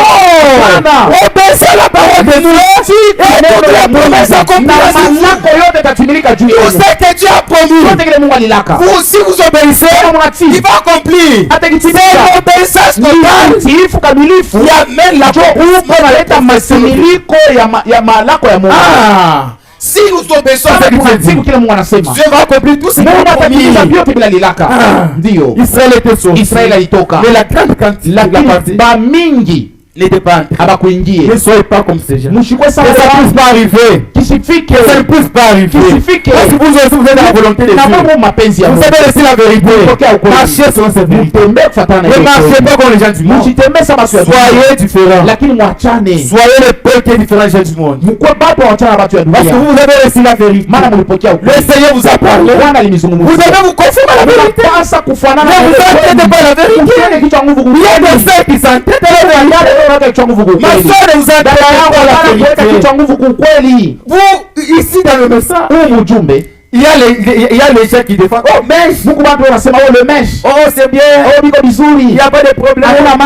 Il y a peut mettre de mèche. Ça, c'est la mondanité. C'est la mondanité. Je ne sais pas créer de mèche. La Bible dit ça, chevelu. Lui a été donné comme voile. Autre cheveux. C'est ce que Dieu t'a donné. Le mèche. C'est pas ce que Dieu t'a donné. C'est la mondanité. La mondanité de l'Église. Et les gens du monde, ce sont dans la mondanité. Ils mettent des plantes. Ils mettent des mèches. Tout ça, ça ne vient pas de Dieu. Tout ce qui vient de Dieu, c'est ce qui est naturel. Il y a des sœurs qui se trompent. Il y a des plantes naturelles. Détrompez-vous. Il n'y a pas de plantes naturelles. Ce qui est naturel, c'est qui tu as donné. Ça, c'est de l'artificiel. C'est pas naturel. Il n'y a pas de mèche naturelle. Il n'y a plus de mèche naturelle. Il n'y a pas. Tout ce qui est naturel, c'est ce que Dieu t'a donné. C'est ce qui est naturel. Vous les saints de Dieu, c'est naturel. Et c'est ce que la beauté que Dieu veut. Vous ne pas la beauté qui vient de l'artificiel. Dieu veut la beauté naturelle. Vous devez être naturel. Débarrassez-vous des plantes. Débarrassez-vous des mèches. Vous savez les cheveux que Dieu t'a donné. Et c'est tel que Dieu t'a créé. C'est ce que Dieu veut. Vous devez vous débarrasser de toutes ces choses. Vous devez rester tel que Dieu t'a créé. Si toi tu devais créer avec des cheveux blancs, et tu devais être content déjà, mais tu es d'accord avec des cheveux noirs, tu devais être jaune. Vous devez disparaître toutes ces choses. C'est sur la sorte de l'église. Dieu t'a créé avec des cheveux noirs. Laisse avec ses cheveux noirs. Comme ça. Laissez toujours moi. Ne pas dis-toi qui non. Tu es déjà belle comme ça. Si tu te regardes, kama Mungu anakuangalia, tu es belle. Uko mrembo. Parce que la nature de Dieu, umbile ya Mungu c'est très belle. Iko mrembo. Ndio. Dieu est de la nature. Mungu urembo iko mrembo. Lorsque nous regardons, umbile iko mrembo. Wakati tunaangalia, nous voyons que les noirs, tunaona beushi, des cafés, tunaona bakafe, des jaunes, tunaona bajaune. C'est la beauté de Dieu. Ni urembo wa Mungu. C'est ce que Dieu avait fait comme vile ça. Mungu alifanyaka. Quand il regarde, kama yeye anaangalia, ces créatures, anaona viumbe vyake qu'il avait créé, vile aliviumbaka, il est content. Anafurahi. Il bridait pas les histoires. Usichange binti. Il évite l'hybridation. Mwepuke kuchanga kwa binti. Ne tolère pas ça. Muchangambie kwa Mungu aipendake. Musipime kuchanga binti. Mwache hivyo mpaka mkiasilia vile Mungu aliviumbaka. Oui. Ndio. Les filles de Dieu. Babinti ya Mungu. Soyez naturel. Muwe bakiasilia. Ne cherchez pas musitafute la beauté artificielle. Urembo wa dunia. Non, mes soeurs. Hapana badada. Restez belle. belle comme ça. Mubakie barembo paka vile Vous êtes mwiko. très belle naturelle. Muko barembo Et mkiasilia. votre Dieu Na Mungu wenu aime comme ça. anapenda vile Comme mwiko. vous êtes belle. Muko Comme barembo vous a créé. vile alimiumba. Vous regarde. Eko Vous namiangalia. êtes des noirs. Muko Vous êtes beushi. des cafés. Muko bakafe. Dieu est très content de Mungu ça. anafurahi na ile. Il faut pas changer l'histoire. Musipime kuchanga bintu wala kubadilisha bintu. Non. Hapana. Restez tel que vous êtes. Mubakie vile mwiko. N'appliquez pas d'hydroquinone. Mushiweke mahidrokinone. Cette beauté, ça vient du diable. Ile urembo inatoka ni kwa Ça ne shetani. vient pas de Dieu. Haitoke kwa Mungu. La beauté naturelle, Urembo asilia c'est celle qui vient de ni Dieu. ile natoka kwa La Mungu. beauté artificielle, Urembo wa dunia elle vient du diable. inatoka ni kwa diabolo. Vous, les filles des yeux, Mwe babinti ya Mungu, ne cherchez pas cette beauté-là. musitafute ile urembo ya dunia, Laissez ça au monde. mwachie ba mudunia. Les mondes peuvent faire ce qu'ils veulent. Dunia inaweza kufanya vile, Mais nous, les enfants de lakini Dieu, she batoto ya nous Mungu avons une sainte obligation tuko na amrisho de matakatifu faire la volonté de ya Dieu. kufanya mapenzi ya Les Mungu. mondes peuvent faire ce qu'ils veulent. Dunia itafanya vile Moi, je napenda. suis un enfant de Mimi Dieu. niko mtoto wa Vous êtes un Mungu, enfant de Dieu. Vous êtes un enfant de wewe Dieu. ni mtoto wa Mungu. Je ne peux pas m'élever. Siwezi kushimama Je peux pas faire la prostitution. Non? niende nikafanye bundumba. No. Hapana, Ça, ce sont les gens du monde. ile ni ba mudunia. Pour être du monde, Mudunia banasikia kono fa usharati. pour eux s'il a envie d'aller commettre adultère Banenda. ou se prostituer, Moi, il il va. y a une contrainte. Mie niko nasikia kile kinanikataza, C'est la contrainte de la parole. ni neno linanikataza, Chaque enfant de Dieu na kila mtoto wa Mungu a une contrainte. eko na cha Et c'est la kumkataza, contrainte de la parole. na ni neno Je linatukataza. ne peux pas aller faire ce Mi que je ne veux siwezi pas. kwenda kufanya kile Mungu Non, asipende. je me Hapana, soumets. Je me soumets. mimi natii. Job a dit, Ayubu alisema, c'est dans Job 23. Ayubu 13 Il dit ceci. asema hivi, J'ai fait bien ma volonté mina kunjamisha mapenzi aux yangu paroles de ta bouche. kwa maneno ya mkinywa yako. C'est ça les enfants de Dieu. Ndio vile watoto ya Mungu. Lorsque Dieu nous montre ce qu'il Mungu fait. akitwambia kila napenda, Si je voulais faire ça, kama napenda kufanya hivi, Niacha. jabanga Je fais ce que je veux. nafanya kile Mungu anapenda. c'est ça. Njo C'est vile les critères des élus. njo hali ya Les bateule, critères des enfants de Dieu. hali ya batoto ya Dieu Mungu. te montre ne mets pas de plante, Anakuambia usiweke ne maplani, mets pas. hapana kuiweka. Dieu te montre ne te maquille pas. Mungu anakuambia usijipende, hapana kujipenda. Parce qu'il y a aujourd'hui, frère, Leo il y a des sœurs qui commencent à se maquiller les jours du mariage. huku badala leo unajipenda mashiku ya La mandoa, qualité les jours du mariage. kidunia siku ya On ndoa, s'attend ça. tunaikivumbula, Ça. Il y a tunaikiona des sœurs qui se maquillent. huko badala leo unajipenda mashiku ya Il y a ndoa, les sœurs. huko badada Donc on est comme ma elles, fille au elles bas. mettent des vernis au base. Au bas, il y a mon père. Base qui est claire. Ça, c'est Hapana, la modernité. ile ni kidunia. Munavula Yesu siku ya dimanche. Les jours du mariage, tu te déshabilles de Jésus. Beaucoup de sœurs wanavulaka Yesu siku ya dimanche. Badala ba mingi le dimanche, ils déshabillent de Jésus. Les jours du mariage. Et le jour de mariage, Ah, banamuvula. on les déshabille Jésus. Le mariage c'est devenu comme de la mondanité. Ndoa inakuwa saa ya kidunia. Les gens, on sait plus encore distinguer. Hatujue tena kuachanisha ndoa ya baaminifu na bapagano. Quand nous partons dans les salles de fête, Tukende mule mu kizazi ya Efeso, nous, dans les salles de fête, mu makaramu ya feti, vous voyez les mêmes cantiques. huko unaona mimbo moya moya, C'est jour chez les pentecôtistes. ile bakipenda leo C'est les wanacheza mêmes cantiques. njo mimbo moya C'est moya, jour croyant du message. baaminifu wa mtume leo On wanacheza. sait qui est pire. Na kibaya Pas zaidi, seulement pour les gens de pentecôtistes. hapana para Ils wapenda prennent des Rihanna. beko na ba Mariana, Ils se les soient les blanches là. beko na ba mamimbo ya bazungu, Les gens du monde. bantu ya dunia Ils mettent ça dans leur mariage. banaweka mu ndoa Ça yao. c'est très grave. Ile ni mbaya Ça sana, c'est qui est pire. na kibaya tena Ce zaidi sont nos sœurs. ni badada Elles chantent yetu, ça aussi. na Elles chantent. beko na imba Elles ile ont nyimbo, compris ces cantiques là. banajua ile nyimbo. Moi qu'on a eu mon téléphone. Vous avez ça dans votre téléphone, Ça vous avez appris ça où? mulifundia wapi? Comment ça fait-il? Moi il y a Rihanna. Tutafanyishia kwa cette fidèle chanson de Rihanna le jour du mariage. C'est grave ça. Ah, ile ni mambo ya nguvu, ni mambo ya nguvu.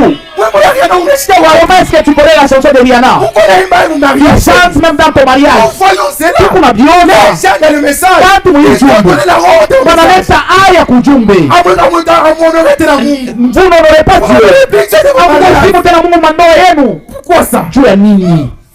Vous dites que les gens du domination. Mungu anasema bamazebu, Les gens du domination. bamazebu, Les gens du monde. Ils sont dans la bamamdunia confusion. beko mchanganyiko. Sasa wewe uko mkweli, unaenda unatafanyana na nyimbo yako, unaicheza kwa ndoa yako. Sasa nani kwa mchanganyiko?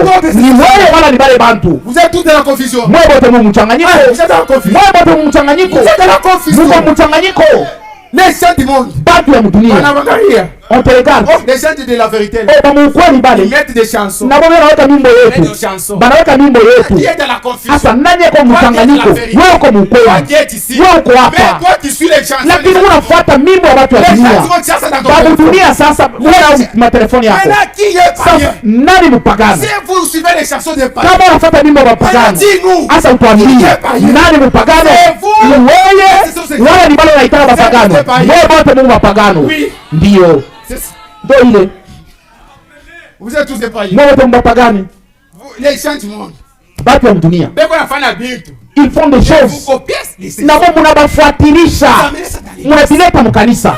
Les gens du monde. Batu ya dunia. Les choses du monde. Vitu ya dunia. Aujourd'hui dans les leo mkanisa. Même si kwa nguvu. Ah, c'est difficile.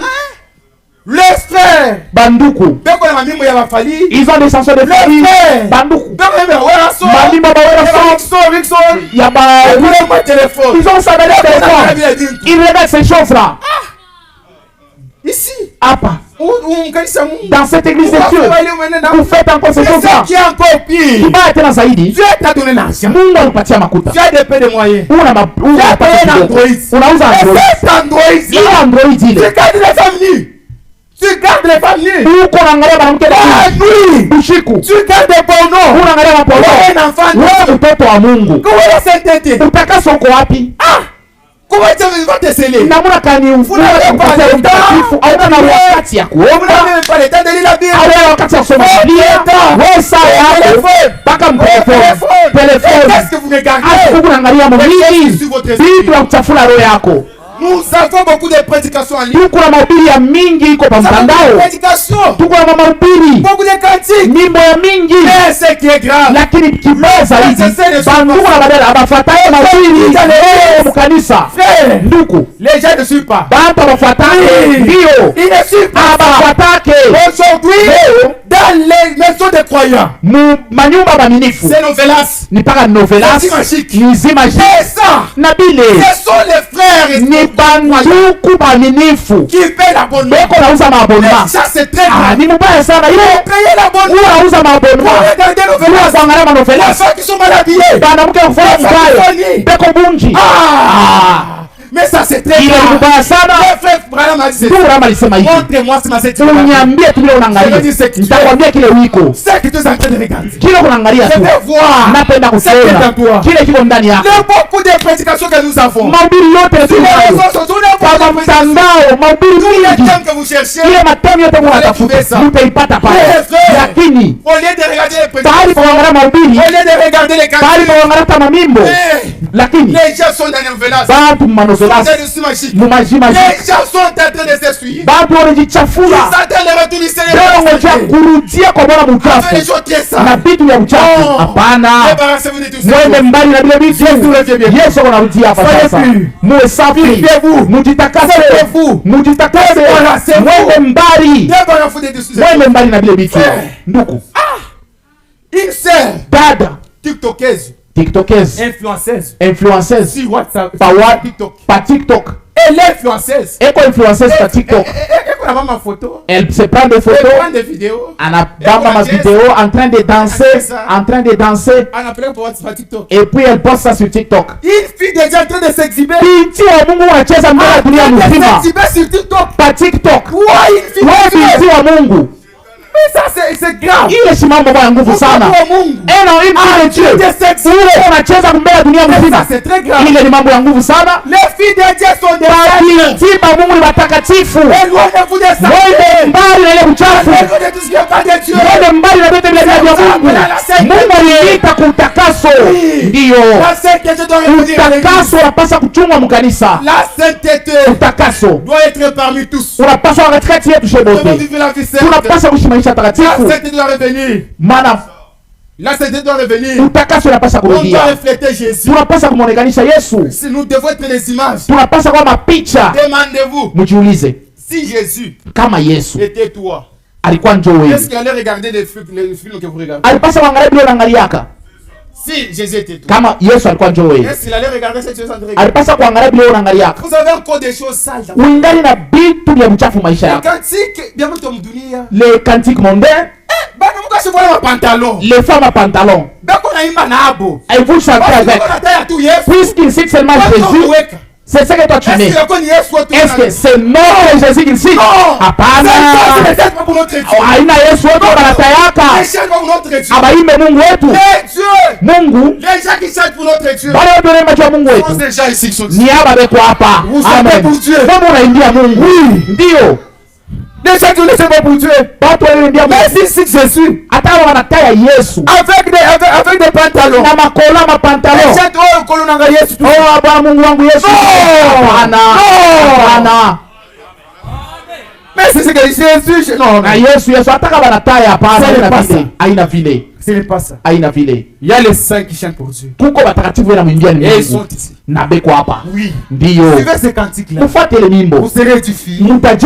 Suivez les prédications. Vous allez vous approcher de Dieu. Mais quand vous vous attachez sur TikTok, en train de regarder les choses sales, ça vous éloigne de plus en plus. Ça vous éloigne de Dieu. Au moment où tu es en train de regarder un film, une vidéo, une chanson, et ces chansons-là, les gens du monde, tu dois savoir ceci. À l'instant là même, tu es sous l'influence de Satan. À l'instant là même, tu es sous l'influence de Satan. Ce sont les choses inspirées par l'exemple. Et là où il y a quelque chose qui est inspiré par l'exemple, Satan aussi est là. Oui. Amen. Là tu prends des cantiques. Tu commences à suivre. L'esprit de Dieu descend. Il s'approche de Dieu. Ça peut te pousser dans la prière. Ça peut te pousser dans une méditation. Ça peut te pousser à une atmosphère spirituelle. Comment vous prenez vos histoires? Ce sont des bêtises. Il faut vous écarter de tout ça. Oui, ce sont des bêtises. Ça vous éloigne de Dieu. Oui. Jésus revient bientôt. La pureté doit revenir dans notre vie. Nous devons être très pires. Pureté sur pureté. Il n'a pas ce coup à katikati. Que la pureté doit être au milieu de nous. Vous qui attendez le retour du Seigneur, soyez purs. Enlevez les choses sales dans votre vie ou dans vos maisons. Nous demandons. On nous invite dans beaucoup de maisons. Mais nous demandons. C'est que moi, je trouve chez les frères, donc abikala ke tuzozo nikute kwa ndugu il a une prédication. Mais si vous regardez, c'est novelas, magie, demandons, mais c'est vraiment. Comment ça peut se faire? Les parents croyants. Muzazi mwamini. Pour que les parents puissent regarder les gens juu batoto baone vile batu wanacheza bunju ku television. Même toi chrétien, na wewe mkristo, papa chrétien, baba mkristo, tu regardes avec tes filles. Naona ngara binti novelas. Les gens qui sont mal habillés. Kuvaa mbaya. Toi qui es le retour du Seigneur. Wewe unachukua kurudi kwa Bwana. Non. Hapana. C'est très loin. Ile ni mbali sana. Ça écarte la présence. Ikunaendesha uwepo wa Mungu mbali. Ça éloigne la présence de Dieu. Ikunaendesha uwepo wa Mungu mbali. Il parle que de l'amour. Bwana anasema paka mambo ya kupendana. Les jeunes filles. Babinti. Sasa mambo na mapendo. Oh, l'amour. Tu n'es pas marié. Au yaolewa. Le frère Frank dit. Ndio Frank anasema. Il faut patienter. Il faut kuvumilia. Quand ça va arriver. Wakati yako itafika. On va t'épouser. Batakuoa. Dieu va t'honorer. Mungu atakushimu. Mais pourquoi? Asa juu ya nini? Tu as 5 frères. Uko na ndugu watano. Tu écris à celui-ci. Unamwandikia huyu. Tu écris à celui-ci. Unaandikia ule. Je t'aime. Nakupenda. Je t'aime. Nakupenda. Je t'aime. Nakupenda. Ça c'est grave. Ile ni matata ile. Ça c'est grave. Ile ni matata. Vous écrivez à unaandikia bandugu watano. Je t'aime. Huyu nakupenda. Je t'aime. Ule nakupenda. Je t'aime. Ule nakupenda. Sasa ule mwenye unapenda ni wapi? Qui est celui que tu aimes parmi les 5? Éloignez-vous de cela. Mwende mbali na vya vile. C'est la tromperie du diable. Ile ni bongo wa shetani. Vous êtes les filles des yeux. Muko babinti ya Mungu. Ne soyez pas comme les gens du monde. Mshwe sabato wa mdunia. Parce que les gens du monde, batu wa mdunia, et ils peuvent tromper les gens. Ils peuvent tromper beaucoup de garçons. C'est très grave, frère. Il y a quelque chose que j'avais vécu un jour. J'ai rentré à la maison. J'étais dans un bus. Quand on parle, quand le frère Kazadi a toujours parlé, Les gens qui envoient des photos nues. Sema bale wanatumaka mapicha ya bunji. Je me demandais, il y a ces gens-là. Frère, il y a ces gens-là. Ils envoient des photos de leur dignité. Oui, c'est vrai. J'étais un jour dans un bus. J'entrais à la maison le soir. J'étais derrière les chauffeurs. Il y avait une fille qui était devant nous. Frère, il s'est écrit le message avec un garçon. Il écrit à ce garçon-là de lui envoyer sa nudité. Exactement, sur les chats, ça va traîner. J'étais curieux de voir ce qu'il écrivait là. Ça n'a pas traîné. Le garçon la photo de sa nudité. Je suis un homme que tu as créé. Combien plus bas qu'on a. Toi aussi tu es une soeur. Comment tu peux envoyer ta photo de nudité? Toi une fidélité. Toi une sainte. Tu as perdu ta place. Toi une sainte de Dieu. Toi que Dieu a honoré. Envoyez ta nudité à honorer. Ça c'est change. Il est nguvu sana. Ne dégradez pas jusqu'à ce niveau. Usijangushe pale. Ne dégradez pas. Usijangushe pale na mwili wako. Chunga heshima yako. Chunga heshima yako. Uko vyombo ya Mungu. Oui. Ndio. Toi c'est frère. Na wewe ndugu, tu prends ta dignité, unabeba butupu yako, tu envoies, unatuma, tu envoies ta femme, unatumia wale mwanamke haina hata bibi yako, les filles que vous avez, tule tubanamuke mlegaraka nato kule, unakatumia kana na dignité yako, elle voit aussi ta dignité. Mais ça c'est très grave. Ile ni mambo ya nguvu sana. C'est très grave. Ni mambo ya nguvu sana. Ça fait peur. Na iko naleta boka. Il a tetemekesha sana. Ça fait même trembler. Même dans les corps. Ton dignité. Quelqu'un voit sa dignité. Toi un enfant de Dieu. Envoie ces soirs-là. On a tout ma vie de vile. Non. Ça c'est très grave. Il est mambo ya nguvu. C'est vraiment pur. Ni mambo ya nguvu sana. Si c'est lui, il y a quelqu'un qui fait ça ici. Kama mtu anafanya bia vile hapa. Désormais. Kuanzia leo. Au nom du Seigneur Jésus. Arrêtez cela. Acha ile vitu. Ne le faites plus jamais. Ne le faites plus jamais. Ma soeur, si tu fais ça, ne le faites plus jamais. Je t'en supplie au nom du Seigneur. Ne faites jamais cela. Mon frère, si toi tu fais ça, arrêtez. Arrêtez. Si toi, tu passes ta nuit pour regarder les femmes qui sont nues, arrêtez. Arrêtez. Ce sont des souilles. Ce sont des saletés. Vous envoyez ta nudité. Non. Vous savez d'abord que quand vous envoyez quelque chose, ça passe sur base de données. Ça ne passe pas directement chez celui que tu envoies. Les gens, ils ont leur base de données. C'est WhatsApp. WhatsApp a son système. Ça, on peut voir cette image là d'abord par ces gens-là. Tu dois savoir. Qu'est-ce que tu fais là? La caméra tu dois savoir que ça passe à la tu dois savoir ce que tu fais.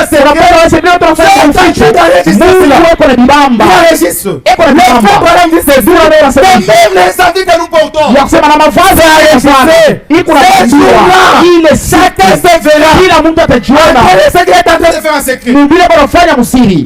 Tu te caches devant le gens. Tu vas en secret. Tu fais quelque chose en secret. Ils ne voient pas. Si quelqu'un ne te voit pas, la caméra est déjà enregistrée.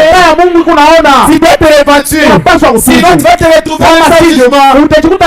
Ce n'est pas effacé. Sache que c'est enregistré. C'est sa caméra. Oui,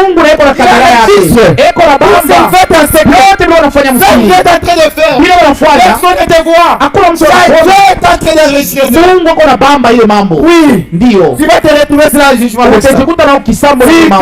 kama wewe repentis. haupende kutubu, Si tu te repens pas, kama utubu, tu vas te retrouver avec ça. utajikuta na ile mambo kisambo. Tout ce que tu as fait. Chote kile Tu ulifanya, as avorté, ta mère n'a pas unatosha bazazi yako abayue Tu as mambo, avorté. unatosha mimba, Personne ne connaît. hakuna mtu anajua. Vous êtes conscientisé avec l'homme. Munapatana na kupatia avorton. mimba, tutoshe, Vous avez avorté. munatosha. Ta maman n'est pas au courant. Mama yako ashijue, Sache que jua ya kusema chez Dieu, kwa Mungu, il a enregistré. Mungu ashakuyua ile mambo. La caméra des yeux Kamera ya Mungu regarde toutes les actions. iko nachunga matendo yote, Tout ça que vous faites en secret. vyote vile mnafanya Dieu msiri. est en train d'enregistrer. Mungu eko na bibamba Dans la base des données des mule yeux, mubase de données ya Mungu, il y a les dossiers de tout muko chacun. mambo ya kila muntu. Il y a quelque chose qui peut Tout- éliminer ça. Kitu kimoja kinaweza kushimisha ile C'est la repentance. ni sincère. kutubu. Amen. Vous devez vous repentir Unapasa et kutubu revenir à Dieu. na kumrudilia Mungu.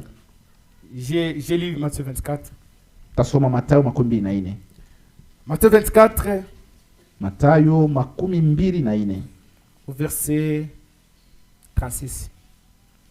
Pour ce qui est du jour et de l'heure, mstari ya 36. Kuile naangalia siku na saa, personne ne le sait. hakuna ule anaijua, Ni les anges hata wa malaika des cieux, ba mbingu, ni les fils, wala hata mwana, mais le Père seul. lakini Baba Ce peke qui yake. arriva des temps de Noé, Ile ilifika mwaka wa arrivera Noa, demain à l'avènement du Fils de l'homme. itafika vile vile mkuja Car dans kwa les jours qui Mungu. précédaient les délices, Kwa maana kuma siku ile ilitangulia les gharika, hommes mangeaient, batu walikuwa nakula, buvaient, walikuwa se nakunywa, mariaient, walikuwa naoa, mariaient les enfants, kuoesha watoto jusqu'au yabo, Noé entra dans l'arche. mpaka na siku ile Noa aliingia Et msafina, n'héritèrent de rien, na abakwanze kushakia kitu, jusqu'à ce que les délices vinrent, na gharika et ikafika il les emporta tous. na kuwaua wote. Il en sera de même à l'avènement du Fils de l'homme. Itakuwa paka vile mkurudia kwa mwana wa mtu, Alors des deux hommes qui seront dans un champ, na kubatu wale watakuwa mshamba, l'un sera pris et l'autre laissé. mmoja atachukuliwa, mmoja Et anabakia. dès qu'ils moudront à la main, Banamuke bawili wale watakuwa na twanga, l'un sera pris et l'autre laissé. mmoja atachukuliwa, mmoja Veillez atabakia. donc,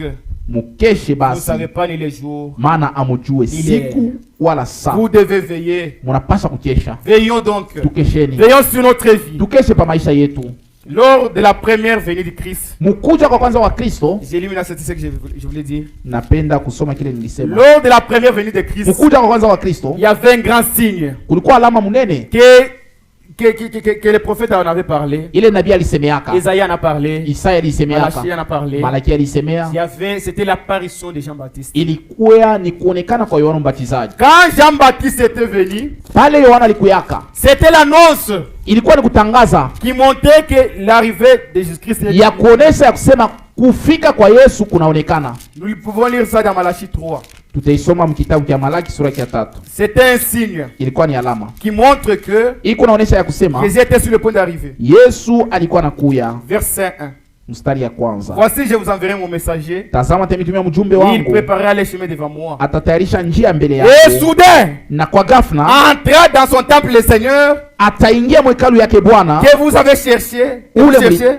ule mko natafuta, Et les messagers de l'alliance que vous désirez voir. na mjumbe wa agano ule mnatamania kuona. Voici, il vient. Tazameni eko na kuya. Amen.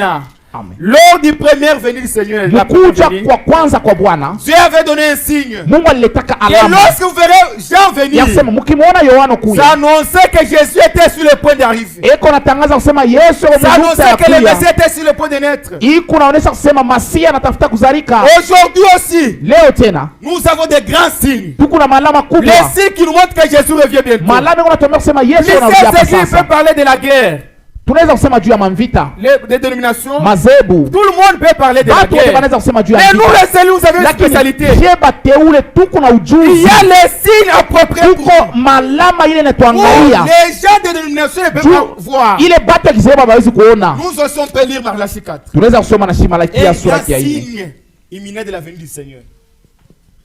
Voici, Malachie 4, Malakia sura yake ya 4 verset 5. mstari ya Verset- 5. Oui. Voici, je vous enverrai Élie le prophète, Tazameni temitumia Elia nabii avant que les jours de l'Éternel arrivent. mbele ya siku ya wamilele Ces ifike, jours grands et redoutables. ile siku kubwa na ya Il kuogopesha. ramènera le cœur Atarudisha moyo des pères à leurs enfants ya bababa kwa batoto et les yao enfants à leurs pères, na moyo ya batoto kwa baba yao, des pères que je viens frapper le pays d'interdit. ili nisiwe je kupika iti ya sipo kizila. Ici, on a parlé déjà des frères Branham. Hapa banasema ni juu ya Yohana na ndugu Branham. Ah voilà.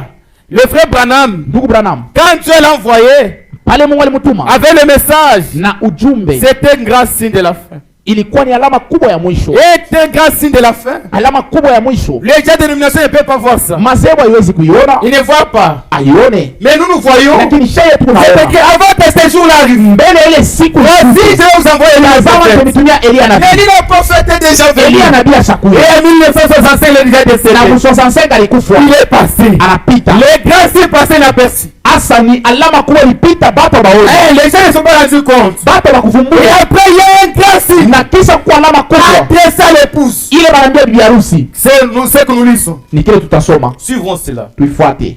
C'est le dernier messager, frère Branham. Ni ujumbe wa mwisho wa ndugu Branham. C'est lui le dernier messager. Ni yeye ndio mjumbe wa mwisho Oui, d'Apocalypse 3. wa Ufunuo sura ya 3. Oui, c'est frère Branham. Ni ndugu Branham. Vous pouvez lire Apocalypse 3 partie verset 14. Ufunuo sura ya 3 mstari ya 10. Verset 14. Ufunuo sura ya 3 mstari ya 14. Après cela, après que le frère Branham anakufa, Après la mort du frère Branham, il y a eu le message. kulikuwa ujumbe, Il y a eu un signe kulikuwa alama pour les élus. juu ya Vous bateule. qui êtes élus, vous pouvez savoir à quel moment où nous sommes. Mwe bateule mwapasha kujua tuko mwakati gani. Il y a un grand signe. Kuko alama kubwa. Après que le frère Branham est mort, Kisha kufa wa ndugu Branham, Dieu a suscité un homme qui est Wald Frank, Mungu alilamusha mtu mwa Ewald qui Frank. pouvait retentir avec un évangile éternel, Ule alipasa kuendelea na ile ujumbe ya milele, qui pouvait amener le message dans le monde entier. wala kupeleka ile ujumbe mudunia yote mzima. Oui. Ndiyo. Et après ça, Na kisha c'est ile ce qui est écrit dans Matthieu chapitre 24. ndio ile inaandikiwa mu Mathayo 24. Vous allez voir la concordance de ces passages ici. Mutaona vile hii maandiko mbili inaambatana. Lisez Matthieu 24 et Matthieu 25. Mutasoma Mathayo Parce 24 na 5. que après Matthieu 24, Maana kisha Mathayo 24 vient directement l'enlèvement Matthieu 25. unyakulivu inafika mu Mathayo 25. Directement Matthieu 25, on parle là. Mathayo 25 mule banatema juu ya babikira babumbafu na bahekima. La bonne nouvelle du royaume. Habari njema ya ufalme. Verset 14 Matthieu 24. Tutenda mu Mathayo 24. Cette bonne nouvelle du royaume Hii habari njema ya ufalme sera prêchée dans le monde entier itahubiriwa mu dunia yote mzima, pour servir de témoignage juu ya kusaidia kama ushuhuda à toutes les nations. kwa mataifa yote. Après quoi Kisha ile viendra la fin. ndio mwisho itafika. Cette écriture Hii andiko s'est accomplie. ishakutimilika Et c'est déjà accompli. na Le ishakutimilika. frère Franck a parcouru avec le message Ndugu Frank alizunguluka na au plus de ujumbe 174 quelques pays karibu mu mainchi 174 dans le monde entier. mu dunia yote mzima. C'est cette parole, Ni hii neno, c'est cet évangile ni hii qui injili devrait retentir dans le monde entier. ilipasa kuria mu dunia yote mzima, Et aujourd'hui, cet évangile na hii injili a déjà atteint toutes les extrémités de la isha terre. kufika kwa makando yote ya Il n'y dunia. a pas encore des endroits où la parole Hakuna n'est pas fasi ile prêchée. hii neno haijahubiriwaka, Et si la parole, quelqu'un n'est pas encore arrivé na là-bas, kama kuko mtu tout le unashafika monde kule, est atteint par la voie de l'internet. watu wote kupitia mtandao beko Mais nafuata un signe de temps alama kubwa ya wakati passé inaperçu. ile ilipita bila Les watu gens kuona, parlaient de guerre. na batu wanasema na juu ya Mais vita. nous, Shie Nous avons vu les grands signes. tuliona malama kubwa. Ce que nous venons de lire Hii tunatoka kusoma s'adressait exactement à l'épouse. inaangalia bibi harusi. Écoutez ceci. Musikie hii, J'ai lu quelque chose rapidement. nasoma kwa haraka, Le temps file. Ok. Écoutez. musikie, J'ai lu. Si vous suivez attentivement. mufuate J'ai mzuri. lu dans c'est la réunion spéciale de fin d'année. Ni mkusanyiko ya kipekee ya mwisho ya mwaka De 31 décembre 2023. ya mu 31 Desembre 2023. Je descends ici pour vous gagner le temps. Nashuka ko chini jo kombola wakati. Mettez d'abord en tête l'écriture de Matthieu 24. Mubambe mbele hii andiko ya Mathayo 24. Y a-t-il jamais eu un homme Akuja kuyaka ko muntu Luther a-t-il visité 20 pays? eti asa kutembeleaka kwa mainchi makumi mbili. Wesley A-t-il visité eti alitembeleaka kwa na mainchi makumi mbili. John Smith a-t-il visité 10 pays? eti alitembelea kwa mainchi kweli. Est-ce que c'est d'entre eux Eti hata mmoja katikati yao dans le monde entier? Mudunia yote Y mzima a-t-il eu un seul Billy Graham? kulikuwa kwa hata Billy Graham moja A-t-il prêché dans le monde entier? ila rudili mudunia mzima Même pas dans 20 pays. haina tamu mainchi Mais la makumi mbili. promesse que le message divin Lakini malako ya ujumbe ya mbingu du salut ya wokovu sera prêché à tout le peuple. ni kuhubiriwa kwa bantu bote. Comment Namuna kani quelqu'un peut-il prêcher, mtu anaweza kuhubiri leur prêcher kubahubiri sans avoir été envoyé pour cela? bila kutumiwa juu ya yeye? C'est pourquoi frère Branham a dit, Na ni kwa maana ndugu Branham alisema dire à la fin de la prédication, alisema kumwisho wa mahubiri le 7e saut, muri wa saba, le 24 mars 1963, le 24 mars 1963, il a pu dire, alisema j'ai porté le message nilibeba ujumbe aussi loin qu'il m'était destiné. mbali kufuatana na vile Mungu alivitayarisha.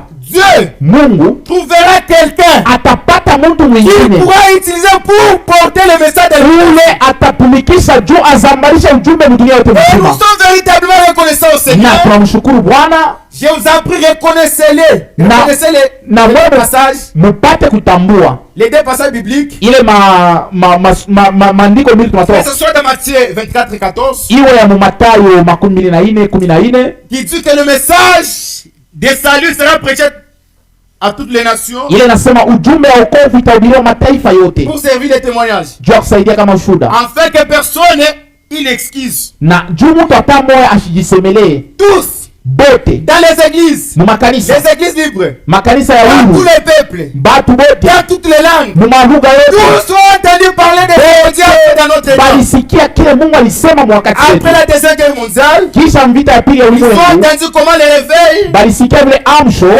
de guérison amsho ya matunzo est né au sein du mouvement pentecôtiste. ilizalika kwa Pentekosta, Et comment Dieu a pu utiliser frère Branham na namuna Mungu alitumikisha ndugu Branham d'une manière na particulière namna ya kipekee par les dons de guérison kupitia zawadi ya et aussi par les matunzo dons de prophétie. na pia zawadi ya unabii. Frères et sœurs, Ndugu na dada, et puis kisha dans Matthieu, dans Apocalypse, Mufunuo, l'homme de Dieu voit l'aigle.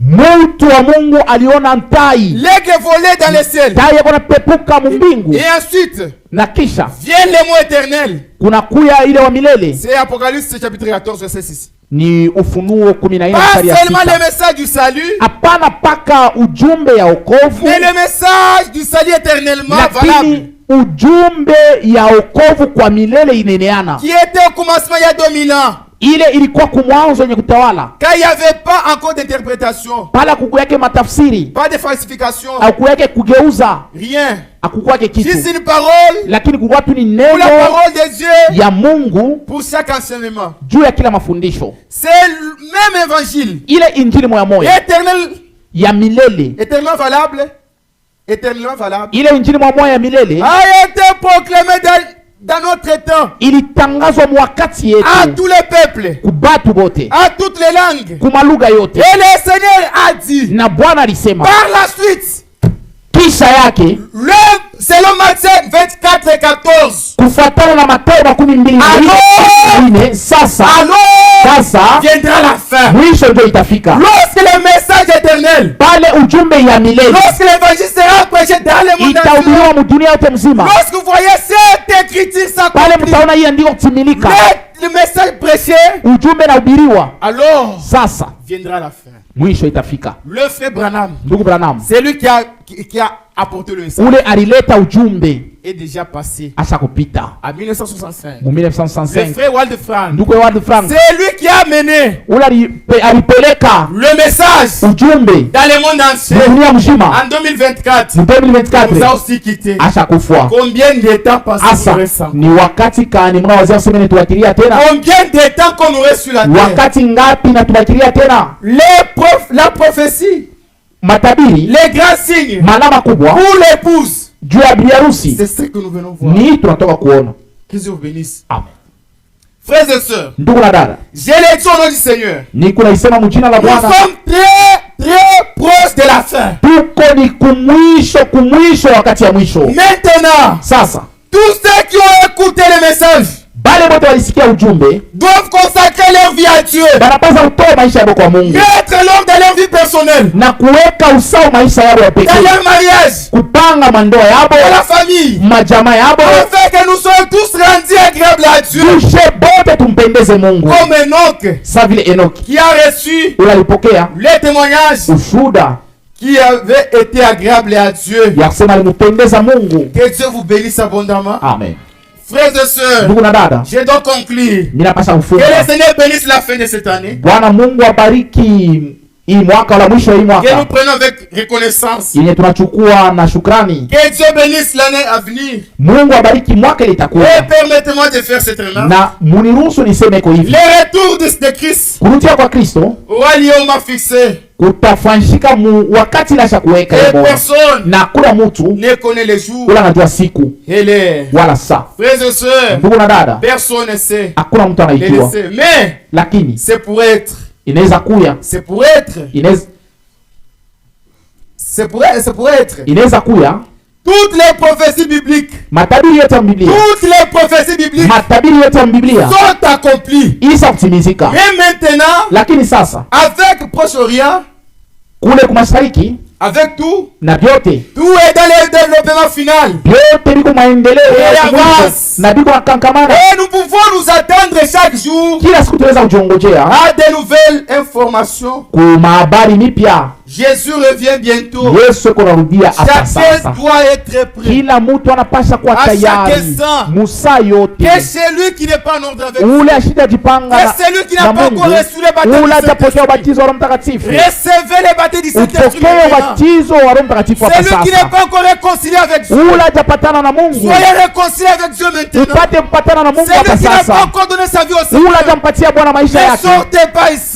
hapana kutoka hapa Donnez ta vie au Seigneur maintenant. bila kumpatia Bwana Yesu maisha yako. revient bientôt. Yesu anarudia hapa Laissez-nous sasa. les voyons. Malama Il n'y a tunaiona, pas de temps. hakuna tena Vous wakati. voyez tout s'accomplir dans notre Tunaona vie. vyote kutimilika mwakati Tout ce qui yetu, a été prédit par les vyote prophètes, vile vile tout ce qui a été annoncé kiwaka, par les apôtres, vyote vile bamitume se sont balisemaka accomplis. vinatimilika. Toutes les prophéties Matabiri se yote sont accomplies. isha kutimilika. Combien de temps qu'on nous reste, Asa mes frères? ni wakati ngapi Combien natuwakilia de temps tena? qu'on nous reste, mes soeurs? Wakati ngapi Ce natuwakilia n'est ndugu plus na encore wadada? le temps d'être ici. Ana wakati ya C'est le temps kulengama, d'être prêt. ni wakati ya kuwa Et tayari. être prêt, Na kuwa tayari c'est être en communion avec Dieu. ni kuwa mushirika na C'est Mungu. être prêt, Kuwa c'est tayari être en ordre avec tous les ni hommes. kuwa mushirika na Être watu. prêt, Kuwa c'est tayari être en paix avec tous. ni kuwa msalama na watu Être wote. prêt, Kuwa tayari c'est être né de nouveau. ni kuzalika kipya. Être Kuwa prêt, tayari c'est être baptisé du ni Saint-Esprit. kubatizwa na Roho Alors Mtakatifu. c'est lui qui n'a pas Asa, encore fait tous ces Ule expériences. atafanya hii maonjo yote, Faites-les maintenant aujourd'hui. uifanye leo hapa sasa. C'est lui qui n'a pas encore eu Ule de relation aja personnelle avec son Dieu, pata uhusiano wa kipekee na Mungu, qu'il puisse faire ces expériences aujourd'hui. apate kufanya ile onjo Parce leo, qu'aujourd'hui, maana leo ça pourrait être la dernière fois. inaweza kuwa mara ya mwisho. On peut sortir si c'est fini. Tunaweza kutoka hapa, kunamalizika, Yesu Toi qui n'as pas anakuja. donné ta vie au Wewe ula Seigneur, hujampatia Bwana maisha ne yako, courez pas un risque. hapana kubeba ile hatari. Jésus t'aime. Yesu anakupenda, Il a gravi Golgotha. alipanda kule Il est Golgotha, monté au calvaire. anapanda C'était kumsalaba pour nous racheter. juu ya kutukombola,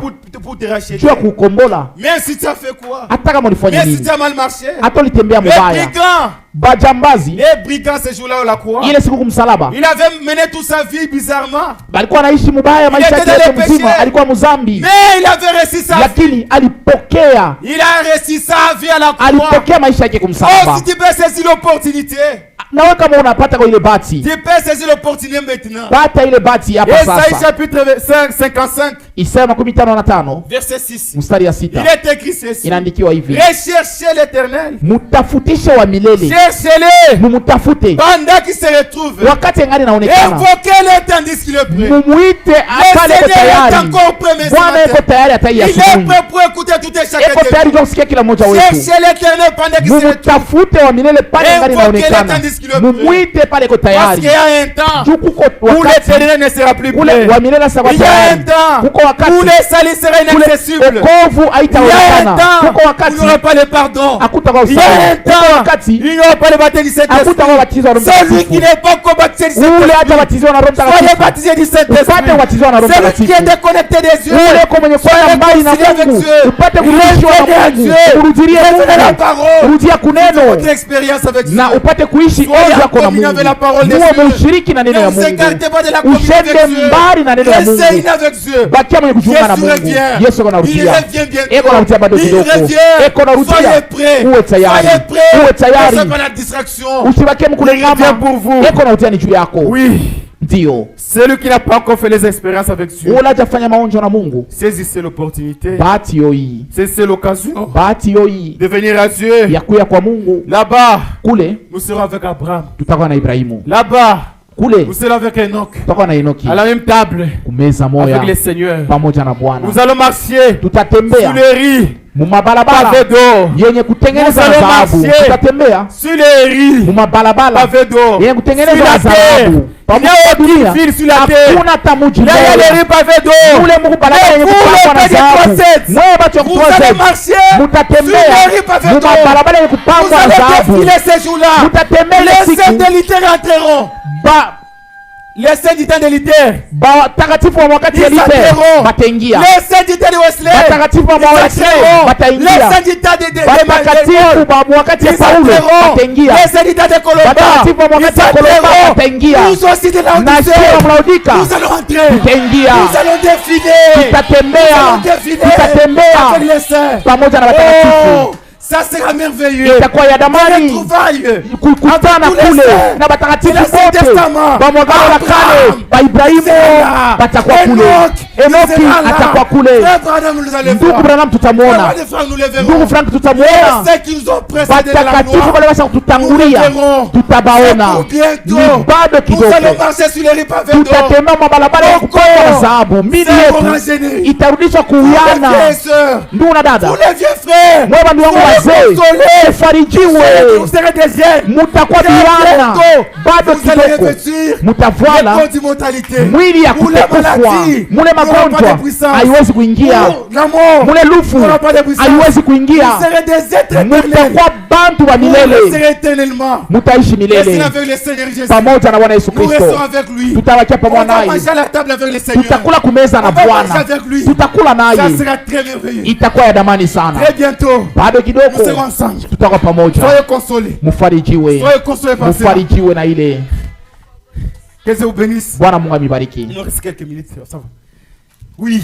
Ndio. L'enlèvement c'est notre consolation. Unyakulivu ni faraja yetu. L'enlèvement va mettre fin. Unyakulivu utasimamisha à toutes les souffrances. Mateso yote. Mettra fin. Utashimamisha à la crise. Kukosewa. Oui, frère. Ndio ndugu. Vous êtes en crise, n'est-ce pas? Leo kunakosewa. L'enlèvement. Unyakulivu. Quand ça va venir. Ikifika. Tu seras plus en crise. Hautakosewa tena. Toi qui es malade. Wewe mgonjwa. L'enlèvement. Unyakulivu. Quand ça va finir. Ikifika. Si tu es malade. Hautagonjwaka. Toi qui es d'infirmité. Wewe kuna bulema. L'enlèvement. Unyakulivu. Wakati il n'y aura pas d'infirmité. Amena kutakuwa bulema. Bado kidogo. Bado kidogo. Vous servez le Seigneur. Tutakuwa pamoja na Bwana. Bado kidogo. Le ciel s'ouvrira. Mbingu itafunguka. avec lui. Na tutakuwa pamoja naye. Soyez bénis. Mubarikiwe. Soyez consolés. Mufarijiwe. Peu importe les temps que vous traversez. Hata wakati ulikuwa unatambuka. Ni juu ya muda kidogo. Le Seigneur vous a promis la Bwana place. alikulaka neema. Alisema, je vais vous préparer nilienda kumitayarishia paji. Na wakati taenda na nikimalize kutengeneza nitarudia na tanichukua ili pale mitakuwa namo muwepo. Mutakuwa pamoja na Bwana, mutakuwa pamoja naye. Ndio utakuwa pale, utakuwa pale, utakuwa pale, tutakuwa bote pale pamoja na Bwana. Itakuwa ya damani sana, itakuwa mzuri sana. Hapa il y a des souffrances. Peko mateso. Ici, hapa nous gémissons. Tuko na ugua. Hapa nous travaillons les difficiles. Tunapitia mwangu. Bado kidogo. Turudia kwa Bwana. Tutamaliza ndio yote. Na nijua bado kidogo. Dans au pied du Seigneur. Mkurudia kwa kumikulu ya Bwana. Ville de perles de lumière. Ile muji ya madalulu ya yule. Ile muji ya malulu. Batakatifu watatembelea mu ile muji ile. La nouvelle Jérusalem. Yerusalema mpya. Nous serons là. Tutakuwa mule. Les anges. Ba malaika. Ils s'étonneront. Batashanga. Voir. Kuona l'homme. Muntu. Pour la première fois. Mara ya kwanza. Pour kulinda.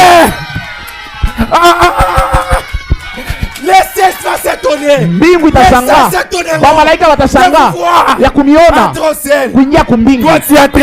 Wewe utaingia, utatembea, utatembea, utembea Bwana. Ni juu ya bado kidogo. Yesu eko narudia, eko narudia kutubeba. Tutakuwa pamoja na Mungu, tutakuwa na mfalme wa wafalme hapa. On souffre. Parce que nous sommes dans le royaume du diable. Mais nous avons un royaume. Il n'y aura que la paix. C'est le royaume du Seigneur Jésus. Là, c'est la paix. La paix éternelle. Ça ne sera pas une paix temporaire. Ça sera une paix éternelle. Vous ne tomberez jamais malade. Vous ne verrez plus de souffrance. Vous protégez vos bien-aimés. Mettre à la fin. On va dire à la mort. Où est ton aiguillon? Où est ta victoire? L'épée de la mort a été vaincue. Alléluia. Amen. Oui. Ndio. Nous très bientôt. Bado kidogo. Nous serons ensemble. Tutakuwa pamoja. Très bientôt. Bado kidogo. Nous serons avec Dieu. Tutakuwa pamoja na Mungu. Vous et moi. Wewe na mie. Nous serons là. Tutakuwa kule. Ça sera merveilleux. Itakuwa ya damani. C'est lui qui va aller avec nous. Unatenda pamoja Dans nasi. ta vie aujourd'hui. Leo leta maisha yako. Si tu veux t'aligner. Na wewe unapenda kujipanga. Passez là. Kubale. Wale Mungu atakubeba. Qui seront pris par Dieu. Viens ici qu'on te baptise au nom de Jésus. Ujipange na wewe. Toi aussi arrange-toi. Ne manquez pas cela. Usikose. Ne manquez pas. Hapana kukosa. Rendez-vous du ciel. Ila liko ya mbingu. Ne manquez pas. Hapana kuikosa. C'est un grand rendez-vous. Ni aliko kubwa. C'est un rendez-vous merveilleux. Ni aliko ya damani. C'est une retrouvaille. Ile ni kukutana kwa shehe wote. C'est un rassemblement. Itakuwa ni mkusanyiko. La Bible dit. Biblia inasema. Il viendra de l'Orient. Batatoka kaskazini, mashariki kwa chui, bataikala kumeza moja. Tutakuwa kumeza pamoja na Bwana Yesu. Yule alitupenda sana. Tutakuwa pamoja naye. Tutamuona. On le dira merci. Tutamwambia asante Bwana. Asante juu ya msalaba. Asante juu ya neema. Tulikuwa tunakupotea, unatuokoa. Tutamwambia asante. Tutamsifu juu ya kazi ya msalaba. Ndio. Tutakuwa pamoja na Bwana juu ya lote. Éternellement avec lui. Kwa milele pamoja naye. Pour toujours avec le Seigneur. Kwa lote pamoja naye. C'est pourquoi je chantais les cantiques au début. Ni kwa mwanzo nilimba mwimbo. Ase pamoja na Bwana. Milele na Bwana. Éternellement avec lui. Nous serons avec lui. Tutakuwa naye. Ici nous souffrons. Hapa tunateswa. Mais quand de l'autre côté. Ile ngambo. La maladie. Magonjwa. La souffrance. Mateso. On en parle. Hatutaanza kubisema tena. Il n'y aura pas d'hôpitaux. Hakutakuwa hospitali. Il n'y aura pas d'hôpital de l'autre côté. Hakutakuwa hospitali ile ngambo. De l'autre côté. Ile ngambo. Il n'y aura pas d'interprète de miwe. Hakutakuya interprète de miwe. Il n'y aura pas yako. Babubu abatakuyako kule ngambo. Kule nous serons parfaits. Tutakuwa kamilifu. Nous allons atteindre la perfection. Kule tutafika mukamilifu. Nous serons parfaits de l'autre côté. Tutakuwa mukamilifu ile ngambo. Nduku. Vivre de la perfection. Kuishi ukamilifu. C'est quelque chose de très bien. Ni kitu kiwa kizuri sana. Donc muna zambi. Il n'y a pas de péché. Il n'y a pas de souffrance. C'est la présence de Dieu. Uwepo wa Mungu katikati yetu bote. Ça sera très merveilleux. Itakuwa ya damani sana. Ça sera très merveilleux. Itakuwa ya damani sana. C'est pourquoi le peuple de l'île de Dieu. Ni kwa maana watu wabarikiwa wa Mungu. Wateule wa 3Z. Priez-vous. Mupate kuvula, tuvuleni ili tusikose kurudia kwa Bwana. Tuwe pamoja naye. Vile tuwenye kujiunga hapa, tujikute tena ile ngambo pamoja na Bwana. Mutu atamwe ashikose. Mushikose. Mushikose. Ni fashi ya damani. Ni fashi mzuri. Mbingu. Pa dunia, hapana fashi ya kufanana kumbingu. Hata kama wafika kwa Europa, haina nguvu, haina mbaya. Hata wafika kwa Amerika, haina mubaya. Mbingu inashindia Amerika. Mbingu inashindia Europa. Mbingu inashindia Roma. Mbingu ni fashi ya damani sana. Ile ni muji ya malulu na mwangaza. Tutakuwa mule, tutakuwa pamoja. Itakuwa mzuri, itakuwa mzuri. Mudalili moja ya damani pamoja na Bwana. Il va nous embrasser. Il va nous embrasser. Mes enfants. Avec Jésus. Pamoja na Yesu. Milele pamoja na Yesu. Tutakuwa naye. Alléluia. Amen.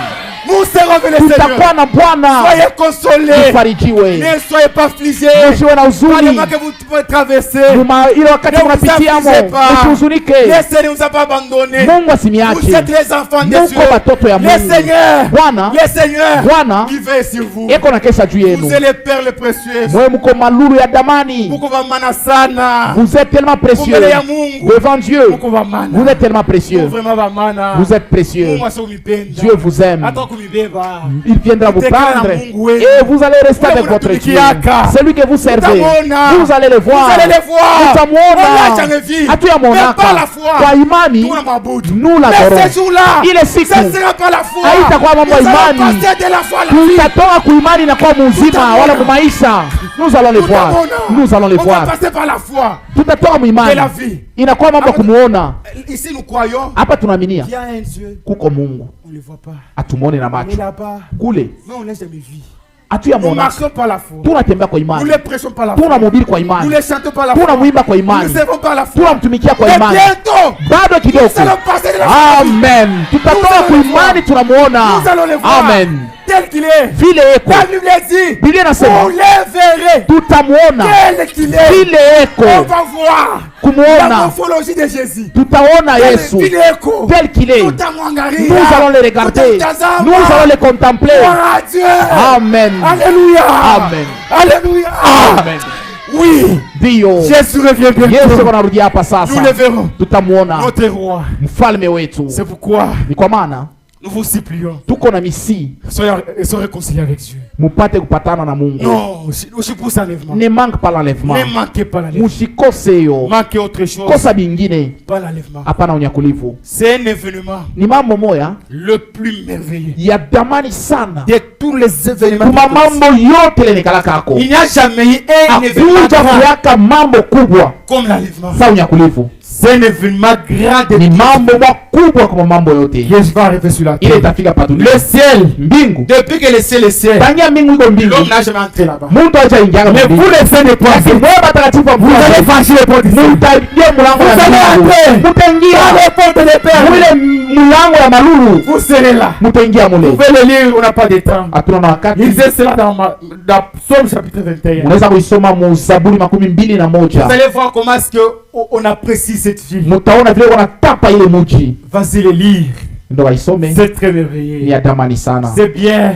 Ni mzuri. Parce que vous vile milango iko. On a décrit comment sont les portes. C'est très beau. Ni mzuri sana. Le ciel. Mbingu. Un endroit beau. Fashi mwa mzuri sana. Oui, nous serons là. Ndio tutakuwa mule. Nous serons véritablement là. Tutakuwa mule hakika. Avec le Seigneur Jésus. Pamoja na Bwana Yesu Kristo. Bientôt. Bado kidogo. Nous serons dans la gloire. Tutakuwa mutukufu. Très bientôt. Bado kidogo. Ensemble dans la gloire. Pamoja mutukufu. La gloire. Utukufu. Pourquoi tout l'état gloire? Tel que nous citons ça.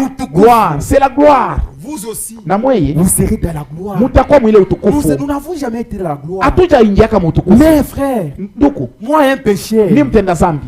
Dans la gloire. Mutukufu. Frère. Nduku. Moi un pécheur. Je n'ai jamais été au ciel. Je n'ai jamais été au ciel. Si afika kumbingu. Mais lakini Jésus-Christ peut l'attaquer. Quand Jésus viendra, moi aussi au ciel. Nami kumbingu. Frère, non, moi ça tresse la joie. Kuna chemusha furaha ndani yangu. Être moi aussi au ciel. Nami kumbingu. Le ciel il y a les anges. Mbingu kule kuba malaika. Les anges qui n'ont jamais péché. Wale ba malaika watenda zambi. Moi péché. Ni mtenda zambi. Niingie. Les portes de paix. Mulango ya malulu. Quelle grâce. Neema kani. Quelle grâce. Neema kani. Moi un péché. Ni mtenda zambi. Nami nitambue. Les portes de paix. Ile mulango ya malulu. Milango les anges vont se tenir là. Il faut laisser les chemins. Banaacha njia. Vous. Oui. Vous allez passer. Munapita. Vous entrez là. Vous entrez. Bertin, il est là. Nous allons ensemble. Nous allons ensemble. Vous entrez. Le frère, nous allons entrer. Nous allons entrer là-bas. Vous entrez. Les saints de Matana. Nous entrons ensemble avec vous. Nous entrons. Nous serons là-bas. Nous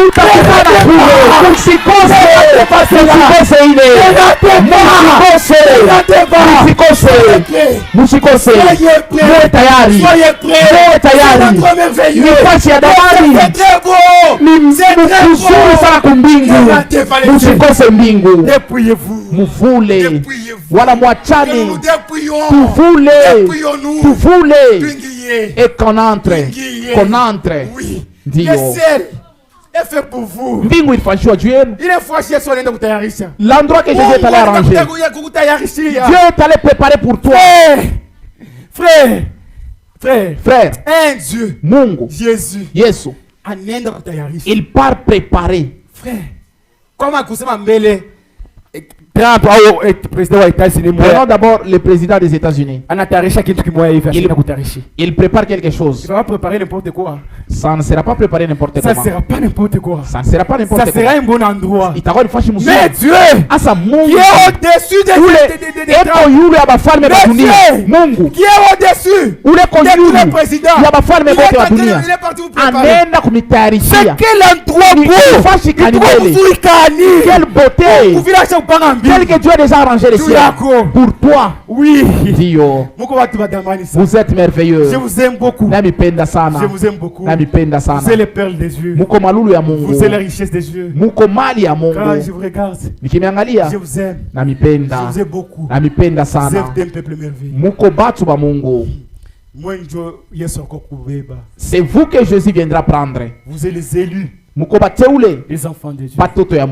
Consolez-vous. Ne manquez pas les retours du Seigneur. Que celui qui n'a jamais donné sa vie au Seigneur, qu'il vienne.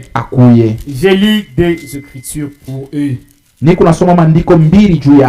comptez pas sur ce que tu as fait. Ne regardez pas tes péchés. La volonté de Dieu est que tout le monde soit sauvé. C'est ce que je veux.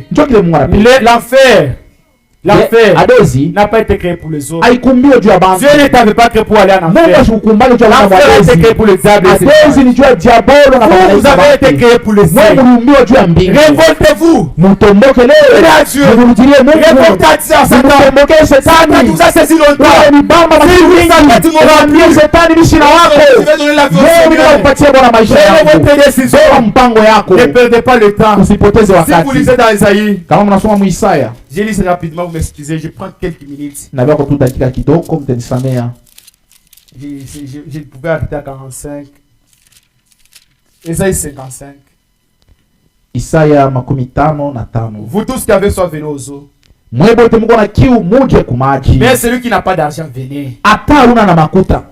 Achetez et mangez. Venez. Acheter du vin du lait. Sans argent. Sans rien payer. Et salut. Sans argent. Sans rien payer. Vous n'avez pas à payer. Vous n'avez pas quelque chose à faire. Tout a été déjà fait. Jésus à la croix. Il a dit tout. Tout a été accompli pour votre salut. Jésus a tout payé. Pour votre pardon. Jésus a tout payé. Les châtiments qui pouvaient tomber sur nous étaient tombés sur Jésus. Nous ne sommes plus les gens qui sont condamnés. Nous sommes les gens qui sont sauvés. Nous avons été libérés. Nous avons été sauvés. Jésus-Christ, les dons gratuits des cieux. Les saluts gratuits pour nous. Notre Jésus. Et l'homme le plus merveilleux. Il nous a aimés.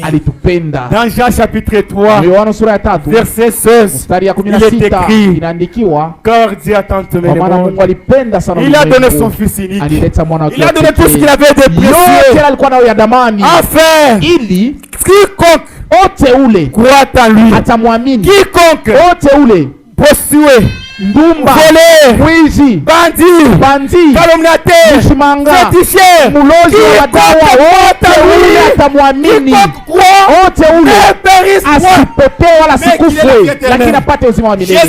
Yesu Kristo, zawadi ya bure ya Mungu, les dons gratuits, il nous a donné gratuitement. Il a dit dans Isaïe chapitre 1, Isaya sura ya venez plaidons, mukuje na tusikilizane. Même si vos péchés hata kama mazambi yenu sont rouges comme la cramoisi, ikumwekundu sana, ils viendront blancs comme de la neige. Itakuwa mweupe kama theluji. S'ils sont rouges comme la kama pourpre, ils devront comme la laine. Itakuwa kama manyoya ya kondoo. Ndio, même si vos péchés sont rouges, hata kama mazambi yenu ni même mwekundu, si c'est très rouge comment, hata kama ni mwekundu ne na vous inquiétez pas pour ça. Ne vous inquiétez pas pour ça. Usifadhaike juu ya ile. Même si tu as fait quoi, atorifanya ce n'est nini, pas fini. akujamalizika. Jésus t'aime. Yesu Venez anakupenda. à lui. Kuja kwake, il va te donner le salut atakupatia gratuitement kwa bure. Même si les gens vont te juger que oh, toi tu as fait ceci, watu watasema ulifanya hivi na vile, non, ne regardez pas ça. Hapana, ushangalie. Jésus va mettre tous tes dossiers. Yesu atapanga, il va déchirer, ataipasula. il a déchiré l'acte de connaissance qui nous condamnait. Ile buku ilikuwa natuhukumu, il a tout déchiré. Alipasula ile yote. Venez à Dieu, mkuye kwa Mungu, venez à Jésus, mkuye kwa Yesu. Moi qui n'a jamais donné sa vie, wewe hujapatiaka maisha au yapeleka maisha kwa Mungu, usipoteze wakati. Venez à Dieu, kuya kwa Mungu, venez à lui, kuya kwake. Oui, que Dieu vous bénisse. Ndiyo, Bwana Mungu amebariki. Je suis arrivé à la fin des temps qu'on m'a donné. Tunashimamisha kufuatana na wakati walitupatia. Que Dieu puisse vous bénir abondamment. Bwana Mungu amebariki. Restez bénis. Mumupokee. Je ne sais pas si vous allez permettre encore que je puisse transmettre des salutations. Là, je peux y aller. Sijue kama mutapenda nikapeleke masalamu yenu fashi yote mitapita. Amen. Que Dieu vous bénisse abondamment. Bwana Mungu amebariki. Je laisse la chef.